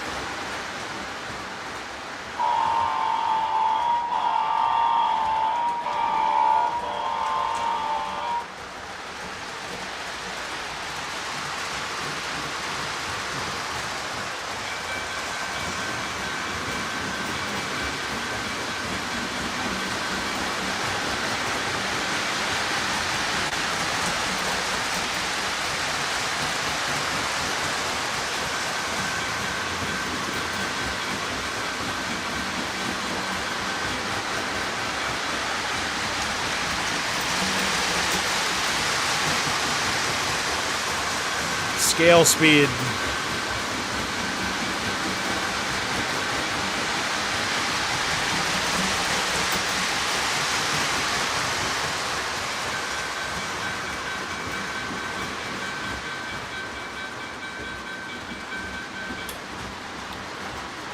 Visited Strasbourg back in 1979. Watched the GG1s running by on the main line. Also Bud cars. What?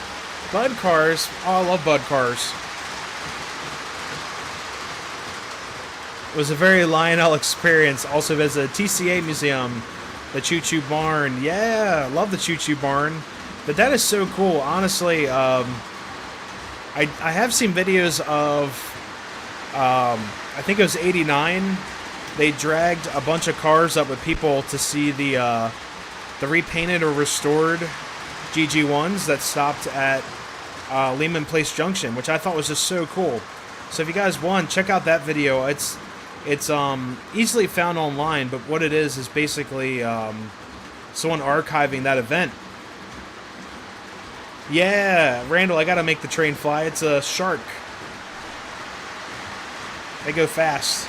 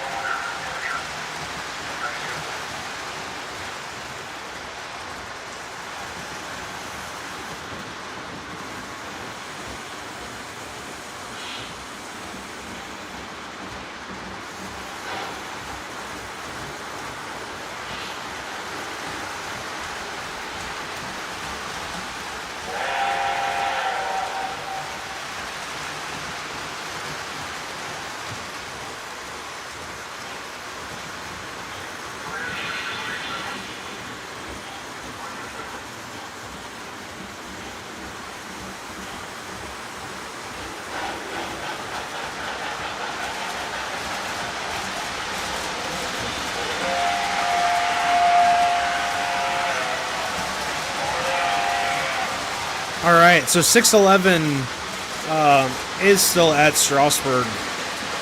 Yeah, Matt, Sharks was zooming. Yeah.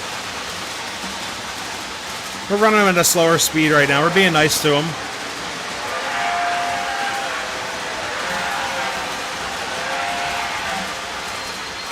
Old Flyer and Ives. Aerial tubular track. Whoa, that's awesome. May use those in the next layout. That'd be awesome. I do not have any of the heritage units for NS, but hello Rix, R&L Railroad, welcome, welcome. But yeah, eventually I do plan on getting some Heritage stuff. I've seen in person a couple Heritage units. It's pretty awesome. There we go. We got 2026 smoking up top.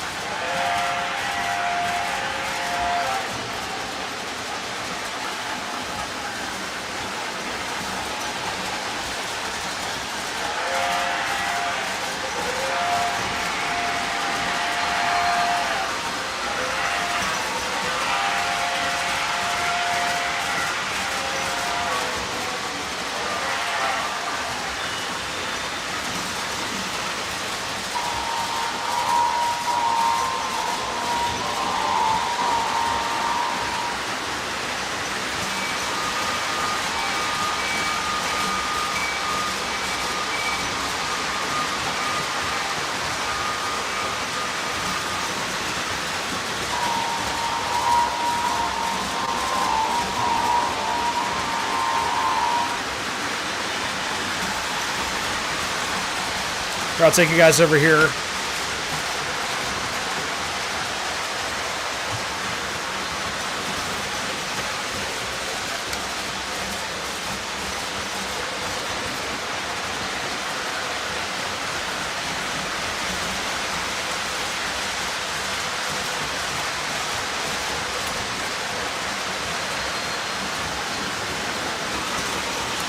Hey, Peter Rothwell, thank you so much for stopping in. Have a great night.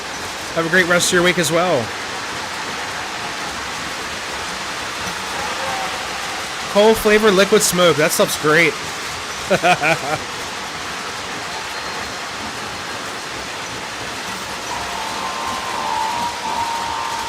Hey, Coverdale Mine. What's going on? Welcome, welcome.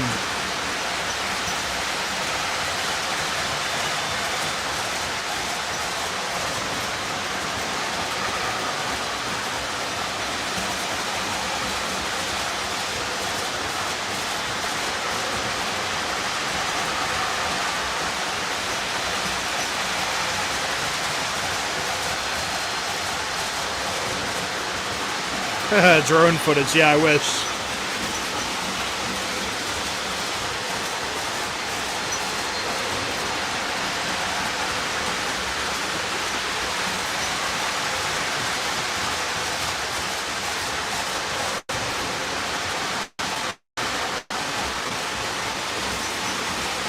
This is the last look of the town.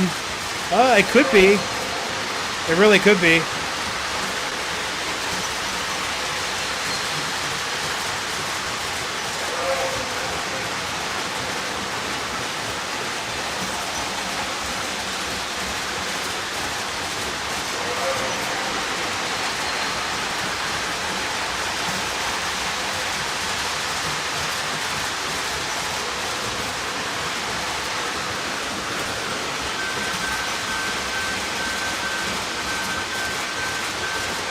Getting smoky, oh yeah.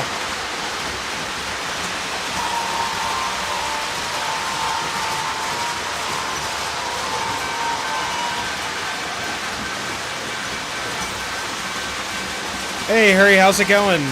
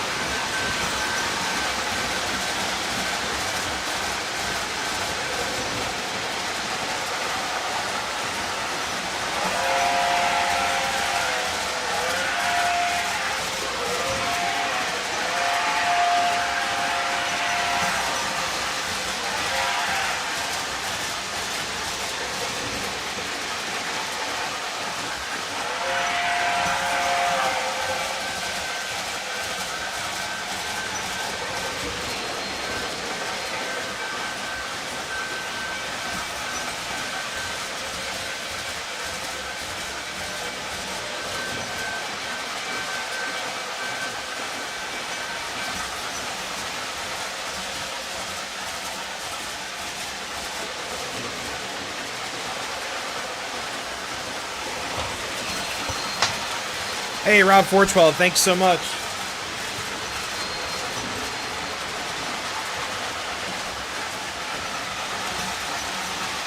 Hey, Mark, how's it going? Thank you so much. Yeah, so I got some problems with the layout I need to sort out, but we'll have to see. Whoops.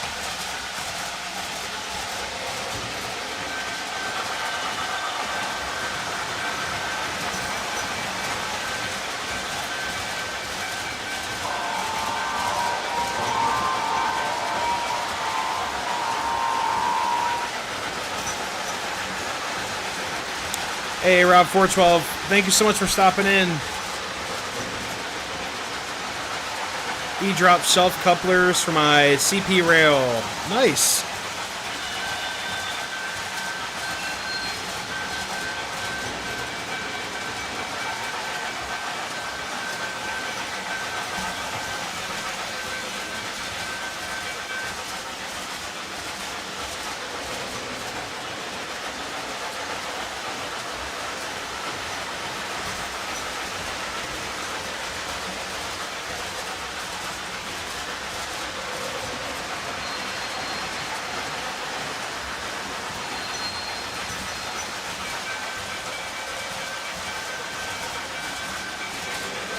There we go, now the diner's smoking. All right.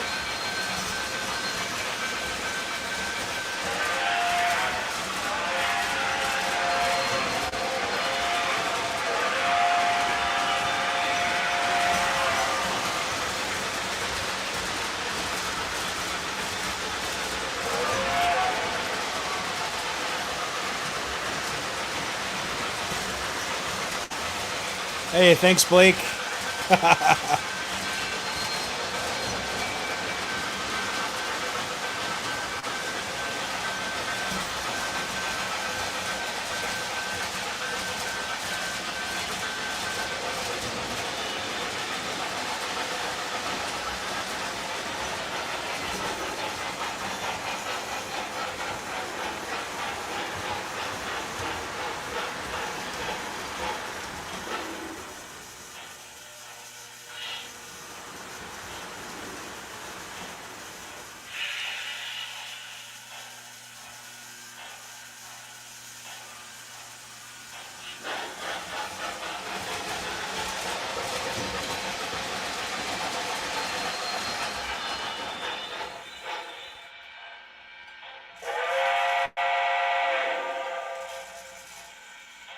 Nice. All right, so yeah, let these engines cool down. Letting them fly around the layout. Let me turn off the diner. I think I'm gonna be all blue. There we go. I'm all blue. Oh no. Oh man. Yeah, that CSX tanker is pretty sweet. That's actually a Menards tanker that I picked up almost a year ago now. I did a video on that. So yeah, we get the lights back on. Let's see, which one do I need to turn back? That one. All right, so that one it is. All right, so we got. All right, sweet. There we go. Funnel flow tanker. Yeah, those are cool. I love those. Those are really sweet. I hope the Coke knows what he's doing. Never, never. They're burning burgers in there. So I got a comment in here. Yeah, I love turning off the lights. This is awesome. So, congrats on the job offer. Thank you so much, Mark. Yeah, it's been it's been a journey for sure. So I did see someone write, it's like tearing it down so soon. So I got some problems with the some of the areas of the room, and I kind of already went through this earlier, but totally fine repeating it. No worries. So the left crawl space that's to the left of the railfan camera, well, it says Chessie Cat because she was up here earlier, but I have two crawl spaces up here on either side of the room, and one of them has some mold that I could smell it. I went in there the other day, or I peeked my head in the door. I was just like, oh no, I got to take this, get this under control, mitigate the situation, which is not a problem. A lot of houses, you get problems here and there, and the layout is in front of the door. Now I could move the layout over, but then I'm blocking another crawl space. So it's just a repetitive process of just moving the layout back and forth. So I've decided to tinker with the idea of building a new layout that would be sort of a layout that it would be a perimeter style layout. You walk in into and the trains are around you rather than me sitting in front of a platform and not being able to access a lot of the platform. There is a lot of there's a lot of areas, or there are a lot of areas on the platform that I can't access unless I crawl on the platform.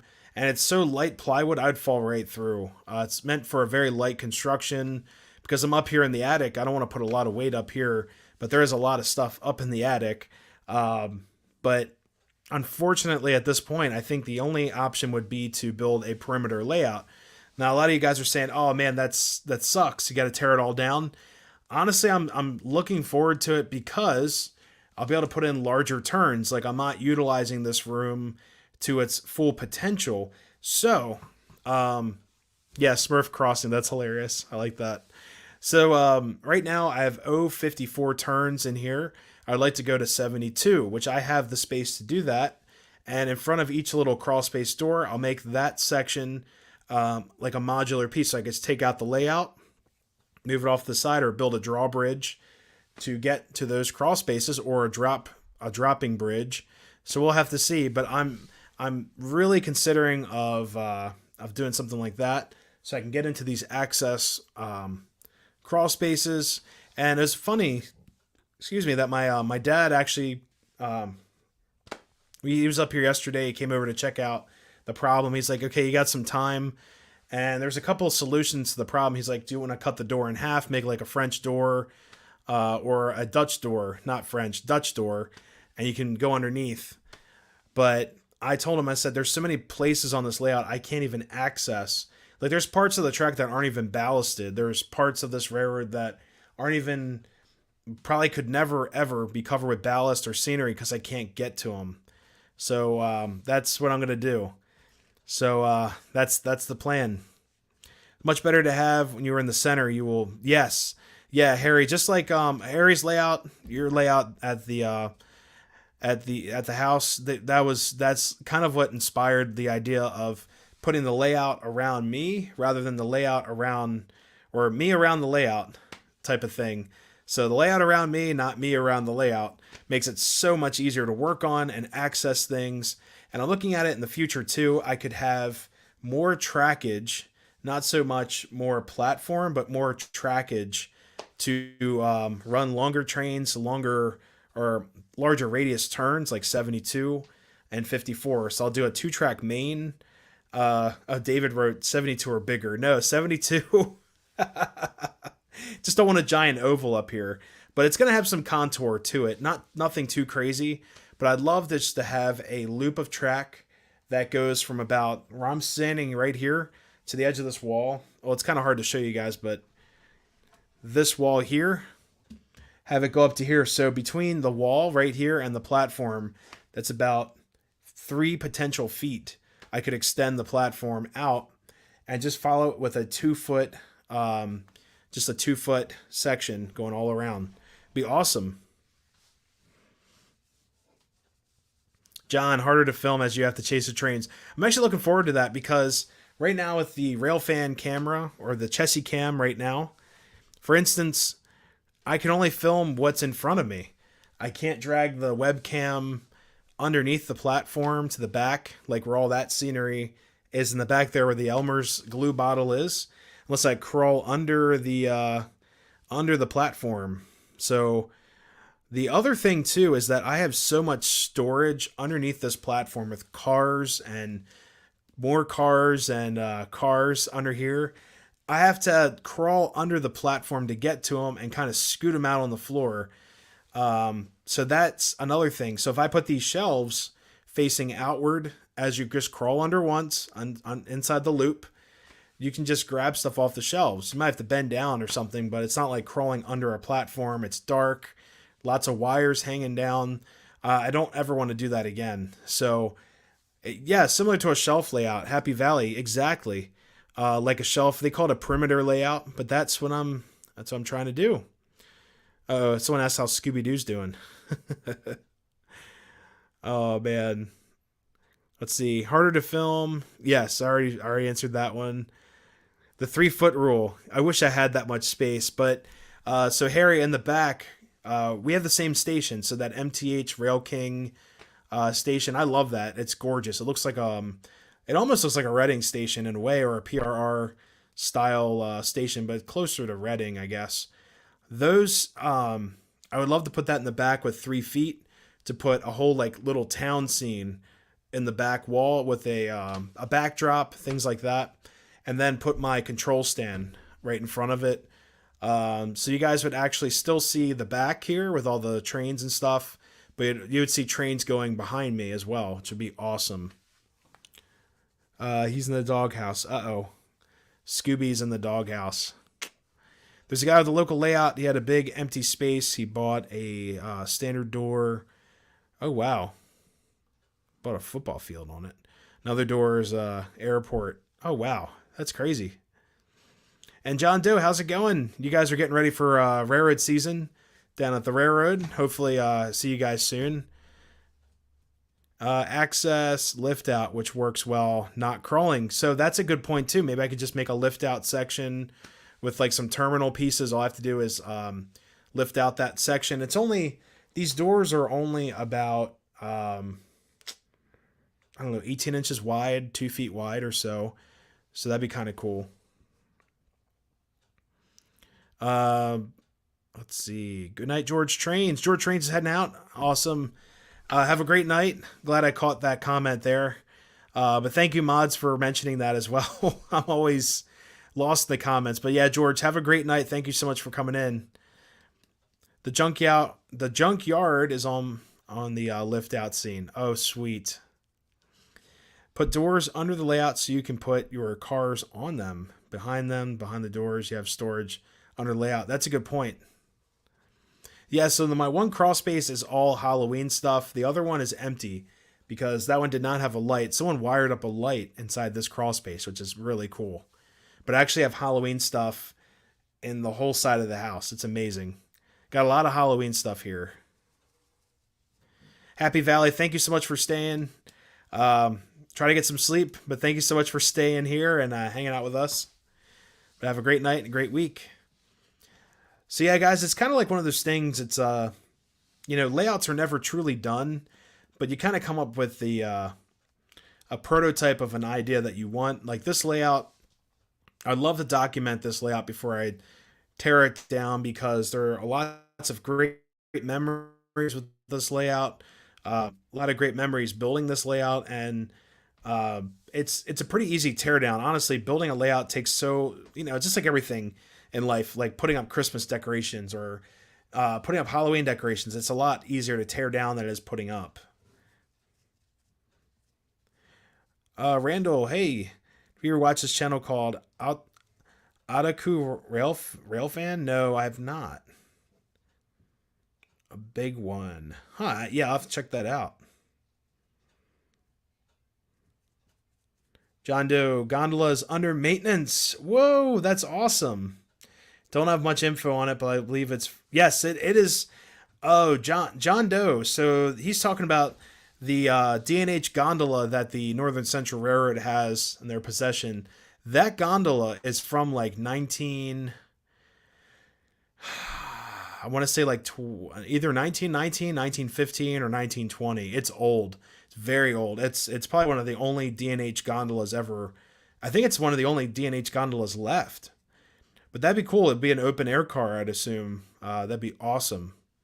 But that is a gorgeous car. Yeah, it needs some help, but you guys have it in good hands. Galaxy Railways Online. Huh, that sounds cool.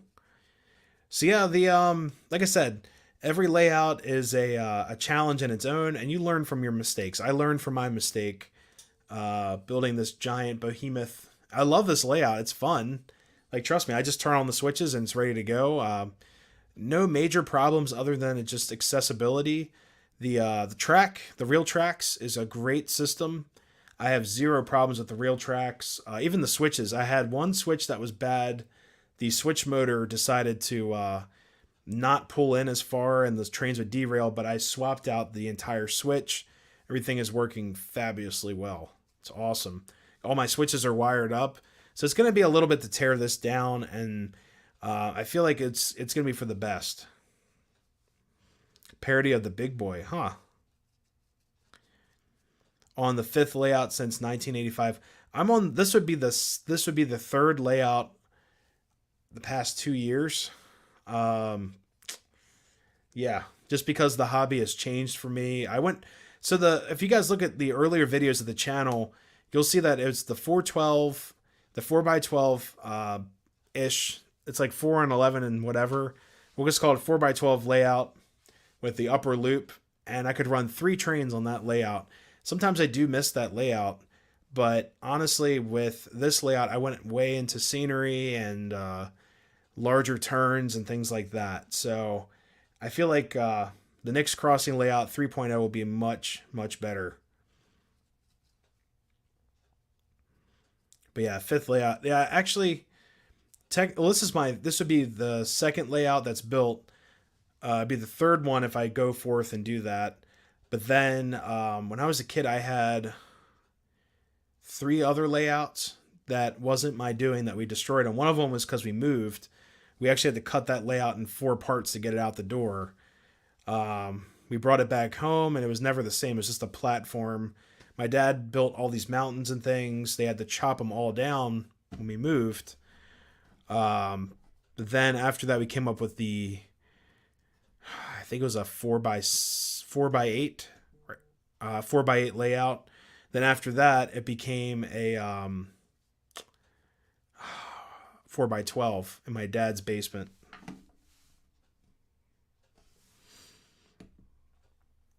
Randall sent me. That's what it was. Oh, Galaxy Railway. Okay, I'll have to check that out. Randall sent me the Galaxy Railroad. I'll have to check that out in a second. That's awesome. I feel that Mark switches and Flyer switches are more reliable than the Lionel O22s. 22s were great. Number 22 switches. I use those. I'll be honest with you guys. They work great if you're running post-war. Sometimes I had some issues with magnet traction. This is kind of like a phenomenon that I had. My situation with the O22 switches.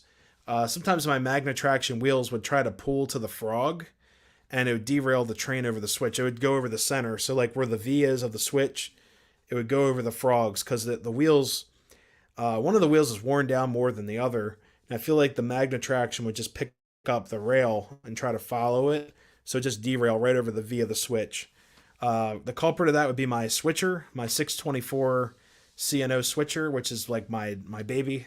And the Alcos would do great, but the 624, I think someone just ran that in a circle for years and years and years. But O22 switches are great. Never had a problem with mine other than the magnet traction, and then Williams trains. If you're not cranking enough voltage for that solenoid, the trip, if you're running them conventionally, now you can run them in parallel. Like a lot of you guys probably run your O scale switches with the not parallel. If you run everything in phase, that's the word I'm looking for. You can power up your switches through the accessory power, make sure everything's in phase, and those will trip very fast. But I did not do that. I ran everything through track power, so it's my fault. I should have ran everything in phase, but I didn't know about that until a little bit later on.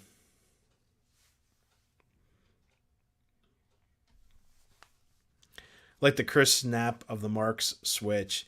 I have to check those out. I am not familiar with Marx's switches at all. I did see some really cool like American Flyer O-scale switches at an antique shop. Those are really, really cool. They're like pristine in the box. Really, really cool. Might get a kick out of the videos. Also building a Galaxy Express 999 as well. Use O22, cleaning them up makes them like new. Yeah, those are great. You could, like I said, you could do a lot of work to the O22 switches. You can go inside and calibrate them or really clean them up. They'll flip really easily. They're great pieces, honestly. Everyone gets better. Yeah, I just saw that comment from Coverdale. Is it Coverdale? I always say that. Is it Coverdale or Coverdale? How long does the wheels last on a layout locomotive? Are you talking about like the rail cars or like trains? They last a long time because I've got engines that I'm running from the 1930s that have the original wheels. Blake Ruth saw that movie too. That's cool. Same track system will peel off sliding shoes. Oh, the slide. Okay, the pickup shoes. Okay. But yeah, Jeff, the railroad enthusiast. I've got all original wheels on everything, and I've only ever replaced pre-war wheels like the spoked wheels or the oh, I forgot the other wheels, the flange, old school flange wheels because of the I want to say that the chemical reaction that happens over time, the wheels just kind of flake apart. But that's about it. And those weren't from wear and tear. It's just kind of just being on this planet with oxygen and other moisture and other things in contact. That's a long time. Yeah, yeah. See, I'll bring out the. Here you go. These are from the 1930s, and they have the original wheels, and they're perfectly fine. These aren't too worn. They got a little bit of grooving happening, but here you go. So original 1930s right here, late 1930s. So here you go. Zinc pest. Yeah, the zinc. The zinc is like the devil.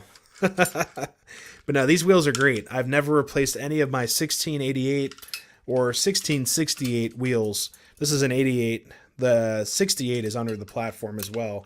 But these are great. I love these shark, or they call these the torpedo nose K4s. I've got a ton of them. I got like 14 of these. They're my favorite of all time. Here's another one. This is another. They call these like the Lionel Jr. But someone actually numbered these to 3768, and like I said, the OG wheels are on here as well.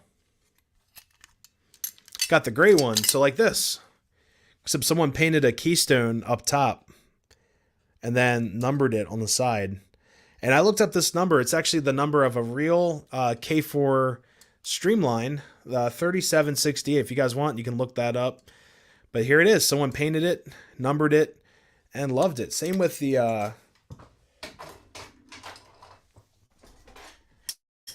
my Commodore Vanderbilt keystone on the front of here as well. So check that out. And I like that. It's just kind of like someone painted this as, I think they painted it black and added some detail up top. But yeah, I love these. These are really cool. Wheels don't usually go bad. They're usually the die-cast wheels from the 20s. Yeah. Oh, yeah. Yeah, I was going to say, you know a lot about the wheels. I've bought so many wheels. I'm sure you guys made those. I got them at shows and stuff. I had to replace the MTH drivers on my Hiawatha due to them crumbling. Whoa, that's crazy. Wasn't the Vanderbilt an NYC engine? I believe it was the Commodore Vanderbilt. Yes, I need some help. I think, was that an NYC engine? I know it wasn't PRR. The Vanderbilt was something else. Yeah, the Lionel Vanderbilt, that's a good one. That actually is a great like Christmas tree train because it's nice and tiny. Looks awesome with some tinplate cars, and it has a reverse switch on the back. It's just a little tab, little plastic, or not plastic, but the fiber wheel, as I call them, for a reverse. So you just set it in forward, and there you go. The Marx Commodore, that's a classic. I actually saw one of those recently. The California Zephyr, that's a good one too.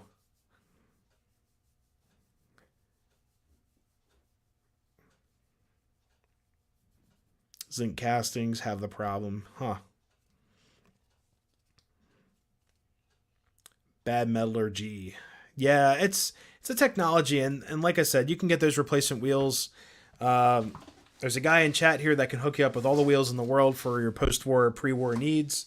Just reach out to Henning's Trains. and they'll be able to help you out. I bought a lot of wheels, and I'm sure they're all from their production line, and I got them all on my shelf. Got a whole container of just pre-war wheels for locomotives, not just the well, not cars, but just the locomotives. Burlington route, that's a cool one. I saw one the other day. It was the well, there's the, if you want to go for that streamlined look, other than the Dreyfus is really cool. But there's also the, oh geez, why can't I think of it? The Booth, the John Wilkes. There you go, the John Wilkes. That's a cool one. And there's also the Crusader. Well, actually, I got all these in my mind right now because you guys are mentioning all these crazy like streamlined engines. You got the John Wilkes, and then you also have the Black Diamond Special. That's a cool one. I'd love to have a Black Diamond. That's Lehigh Valley's signature passenger streamliner right there. McCoy Loco drivers. Huh. Also disintegrated. The Train of Tomorrow. Harry's is the Hiawatha. Yeah, I need to get a Hiawatha. The local hobby shop's got a MTH Protosound too, but it's a Rail King Hiawatha, and that's one of the only ones they made. But yeah, I love the streamliners. I only have like those guys there. Well, I do have a 611, or not a 611, but a 746 copy. They should have just wrote 611 on it, but it's behind me. Well, where is it? There it is. It's a Williams copy, and that's a cool one. It runs kind of odd. It needs way larger turns. The Hiawatha is the favorite. Put a Marks motor in my pre-war small flyer Hiawatha. That'll work. Those old motors are meant to run, I swear. I mean, there's only a couple of things that could be wrong, like the armature or the commutator plate or the coil, and that's it, usually. Just got the Lehigh Valley Railfan vid, and the Black Diamond is on there. Awesome. Yeah, Black Diamond's a cool one. That is a sick looking engine. Looks just like kind of like a K4S, a little bit different technology there, but it's pretty cool. I love that one. And the Dreyfus is a really cool. The Dreyfus Hudson with the Dreyfus drivers. Those are cool. I've heard people call them like Baldwin drivers. I love those too. My K4, well, which one? 2025. One of my 2025s has the Baldwin drivers, and that is just such a classic look. MTH had a couple Marks Owathas. Several American Flyer pre-war Hiawathas. That's cool. Yeah, he's got one. It's I think it's Protosound 2. He's got the whole set of cars, but I honestly want, if I'm gonna get a Hiawatha, I want the full scale Hiawatha. I don't want the Rail King. It's a beautiful engine. I mean, that paint scheme just pops. But I'd love to have the original. And speaking of Hiawatha, look at that is. There it is right there. And that's the Lionel advertisement. It's like the first model train whistle, or what's it say?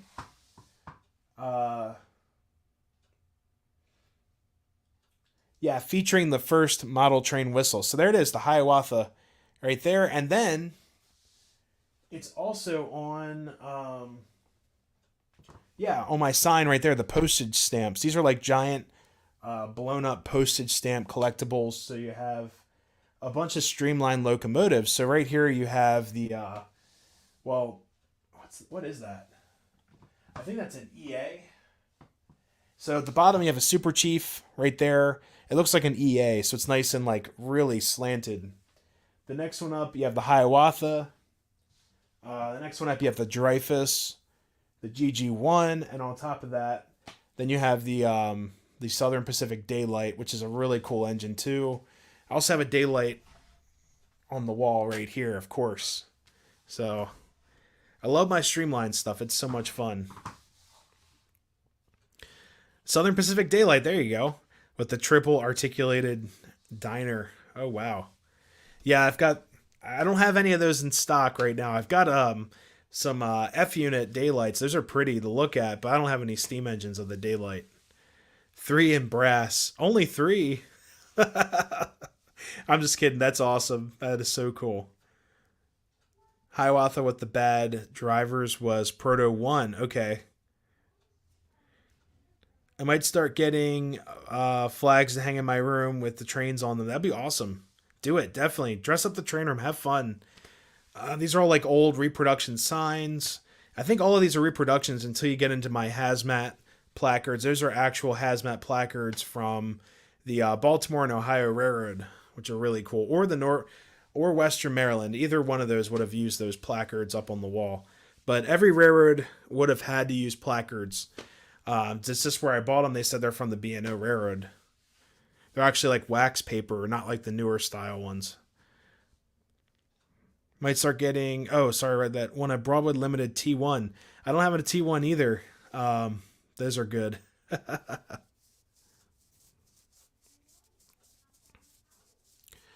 Nick's. Oh, Chris Trains and Things. No way. Okay. He was here Saturday filming. Post a video tomorrow at 8. Sweet. Yeah, I'll have to check that out. I have to think of what channel that is. That sounds really familiar. $300.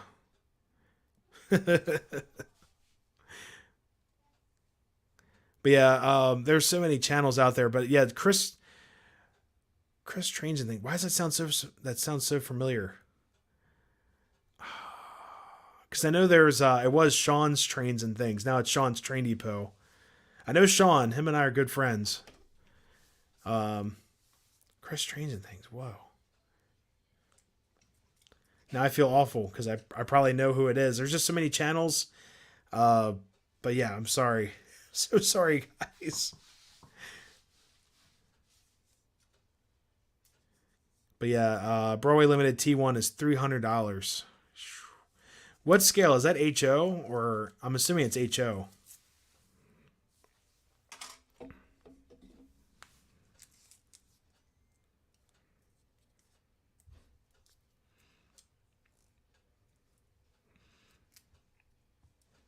But yeah, let's so what time it is. It's almost 10:30. It's 10:18.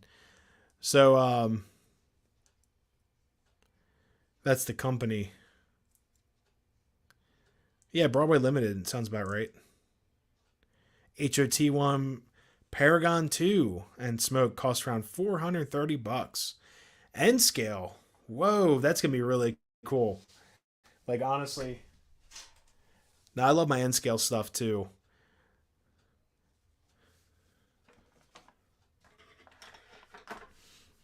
Say we can run actually I can't run anything right now. It's 10:30. We'll just talk it out for the rest of the night. But yeah, I've got lots of really cool things planned for the summer. And all it really depends on the job. If I end up getting the job at Norfolk Southern, things will change, unfortunately, with the channel. But I'll be out doing what I love to do. I love trains. Um, I honestly would have always wanted to work on trains rather than work with trains, I guess, if that sounds right. But I've always wanted to work for the railroad. I just didn't know how to. It sounds kind of weird. I didn't know how to pursue it or what to do. So I'll give you guys an update on that, of course, if anything happens this week. Hopefully everything checks out and I'm able to start school, but we'll see. Keep you guys up in the loop. So you're buying N scale T1. Oh, you bought yours in HO. Okay.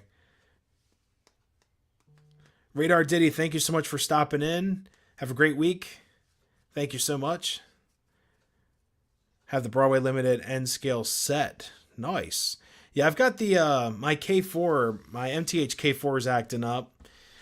For some reason, the sounds aren't going off, so I'm assuming it's the battery. Could be the battery. We'll have to see. But I have no idea what's going on with that. And that's got the Broadway Limited sound set. And I love my K4, so not sure what's going on with that. Diesel mechanic for Enola. Yes, I've seen all of those listings. And the job of the week is actually is a conductor at Harrisburg Division. So I'm like, perfect, pick me. Call me, I'm ready. But no, I have a conditional offer. It's basically right now it's on the it's all depending on the physical and pretty much the physical. The background check's fine. That came back. But the physical, yeah.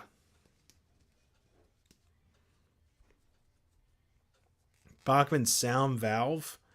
Bachman sound value. You get literally 6 sounds. Oh man. Adam, how's it going, man? Welcome, welcome. Hopefully it's nice and warm down south. Nice and cold up here tonight. We'll be in the low 40s, late 30s. Yeah, it should be a good one. Sound value literally gets 6 sounds. That's great. Yeah, at least with the Williams, you get like a horn and a bell, but the horn is kind of awful. I definitely want to upgrade a lot of my Williams stuff with ERR boards. Like I've got my E7s, which are right there on the top shelf. They needed some help. They need some love. And then also got my BL2 up there. And then also have what else I want to upgrade? The oh, and the Sharks. That's pretty much the three I'd love to upgrade. And then for a Steam upgrade, I want to upgrade my Scale Hudson. That's behind me on the shelf on display. Hey, David, thank you so much for stopping in. Have a great night. We'll see you next week. Had an interesting night at work last night. Uh-oh. Did you find anyone? Did you get them? I know you said you're working security. I know that's a very stressful job, but it's important. But yeah, we were speaking of John Doe's comment up in Enola. I've been there for the past 2 weeks, 2 weekends, just watching trains. It's very relaxing just to watch the trains pull in and out of the yard, watch them do their yard switching, kind of get an idea of the terrain up there. It's very interesting in the least. It's very I can imagine there'd be lots of mosquitoes around Enola yards in the summertime.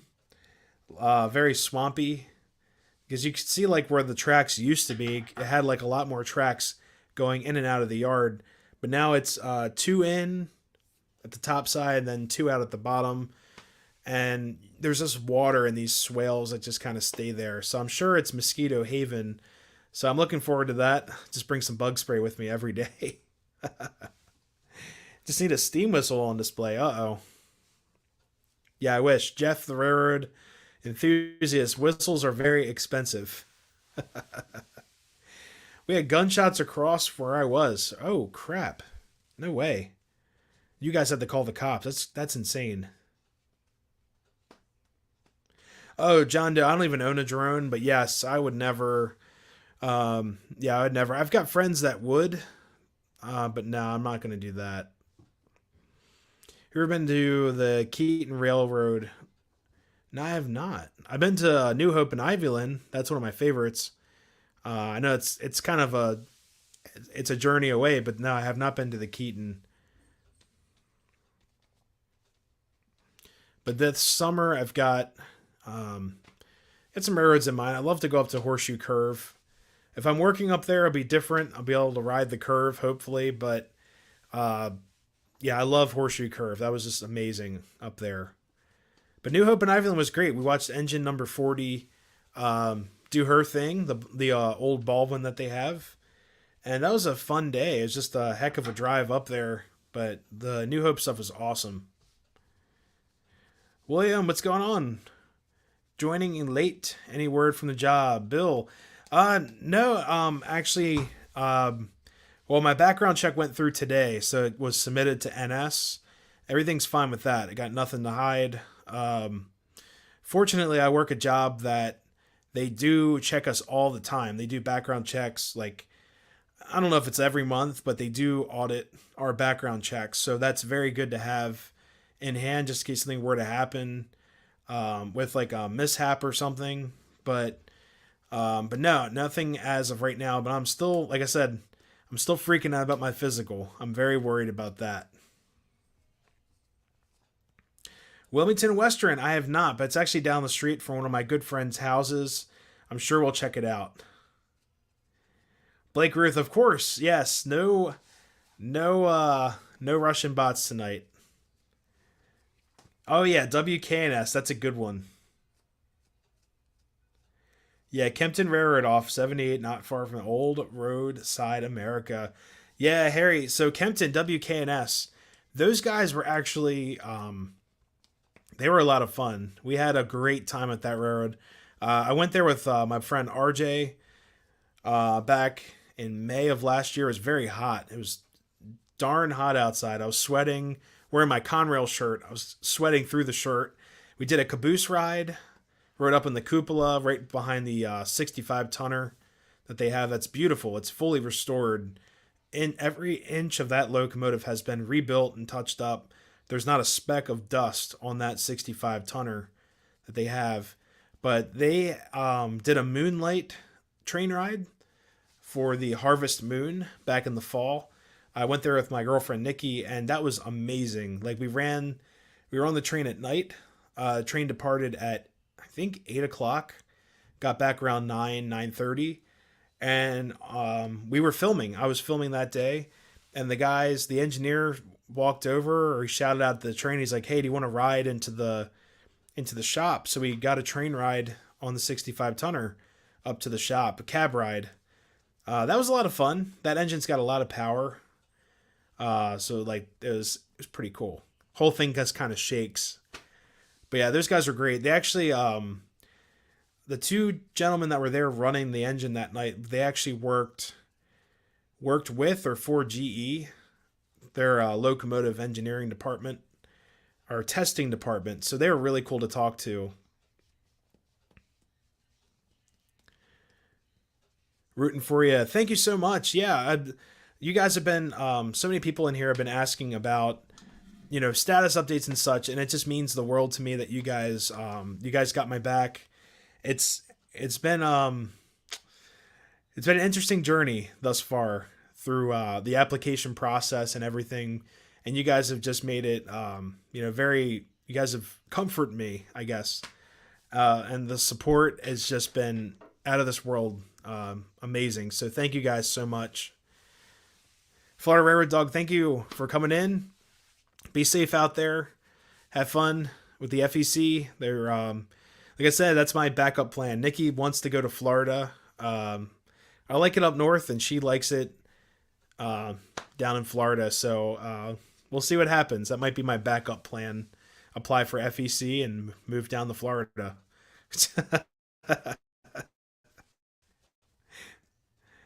Lackawanna John, thank you so much for stopping in. Have a great night. Thank you, thank you. But yeah, the WKNS was just awesome. It's an old Reading line, so yeah, it's always a lot of fun. I remember back in the day when I was a kid, they ran Steam. So they're working on their Steam engine. They've been working on it for a few years, but it's getting closer and closer. So they said Steam, it's going to be soon, but they don't want anything too big.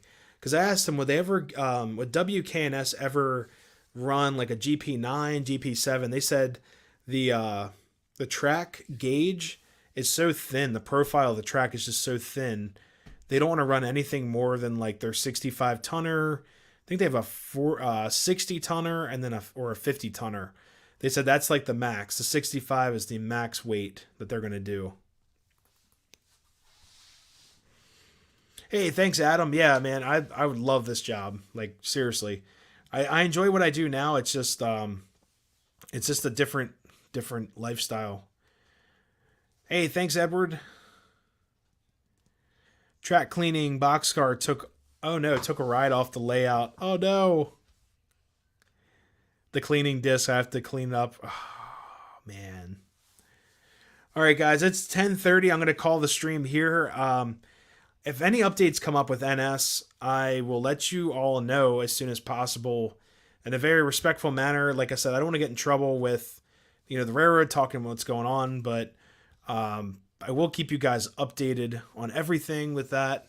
Planning on doing some other tutorial videos up here this week, and I'll keep you guys updated if I decide to take down the layout. We'll see what happens. Right now, I'm slightly stressed out about taking this layout down, but it's one of those things that has to happen. for me to build something that's going to work even better than this one. The last layout had its problems, and this one has its problems as well. So we'll see where things go. But I want to thank you all for joining us. We had a bunch of people in here tonight. At one point, we had like 60 people watching. So, but thank you so much, everyone. Please stay safe. Always share what you're doing. Love seeing what you guys are doing out in the YouTube. And thank you all for watching as well. And it just means the world to me. You guys have my back with this, and your just support. It's awesome. Get a Sawzall. Oh no, I have one. Hey, good night, everyone. Good night, Harry. Good night. Thank you all so much. Good night, Edward. But we'll see you guys later. Happy railroading as always. Like I said, stay safe. Try to get some sleep. We'll see you all next time. So see you guys. Good night.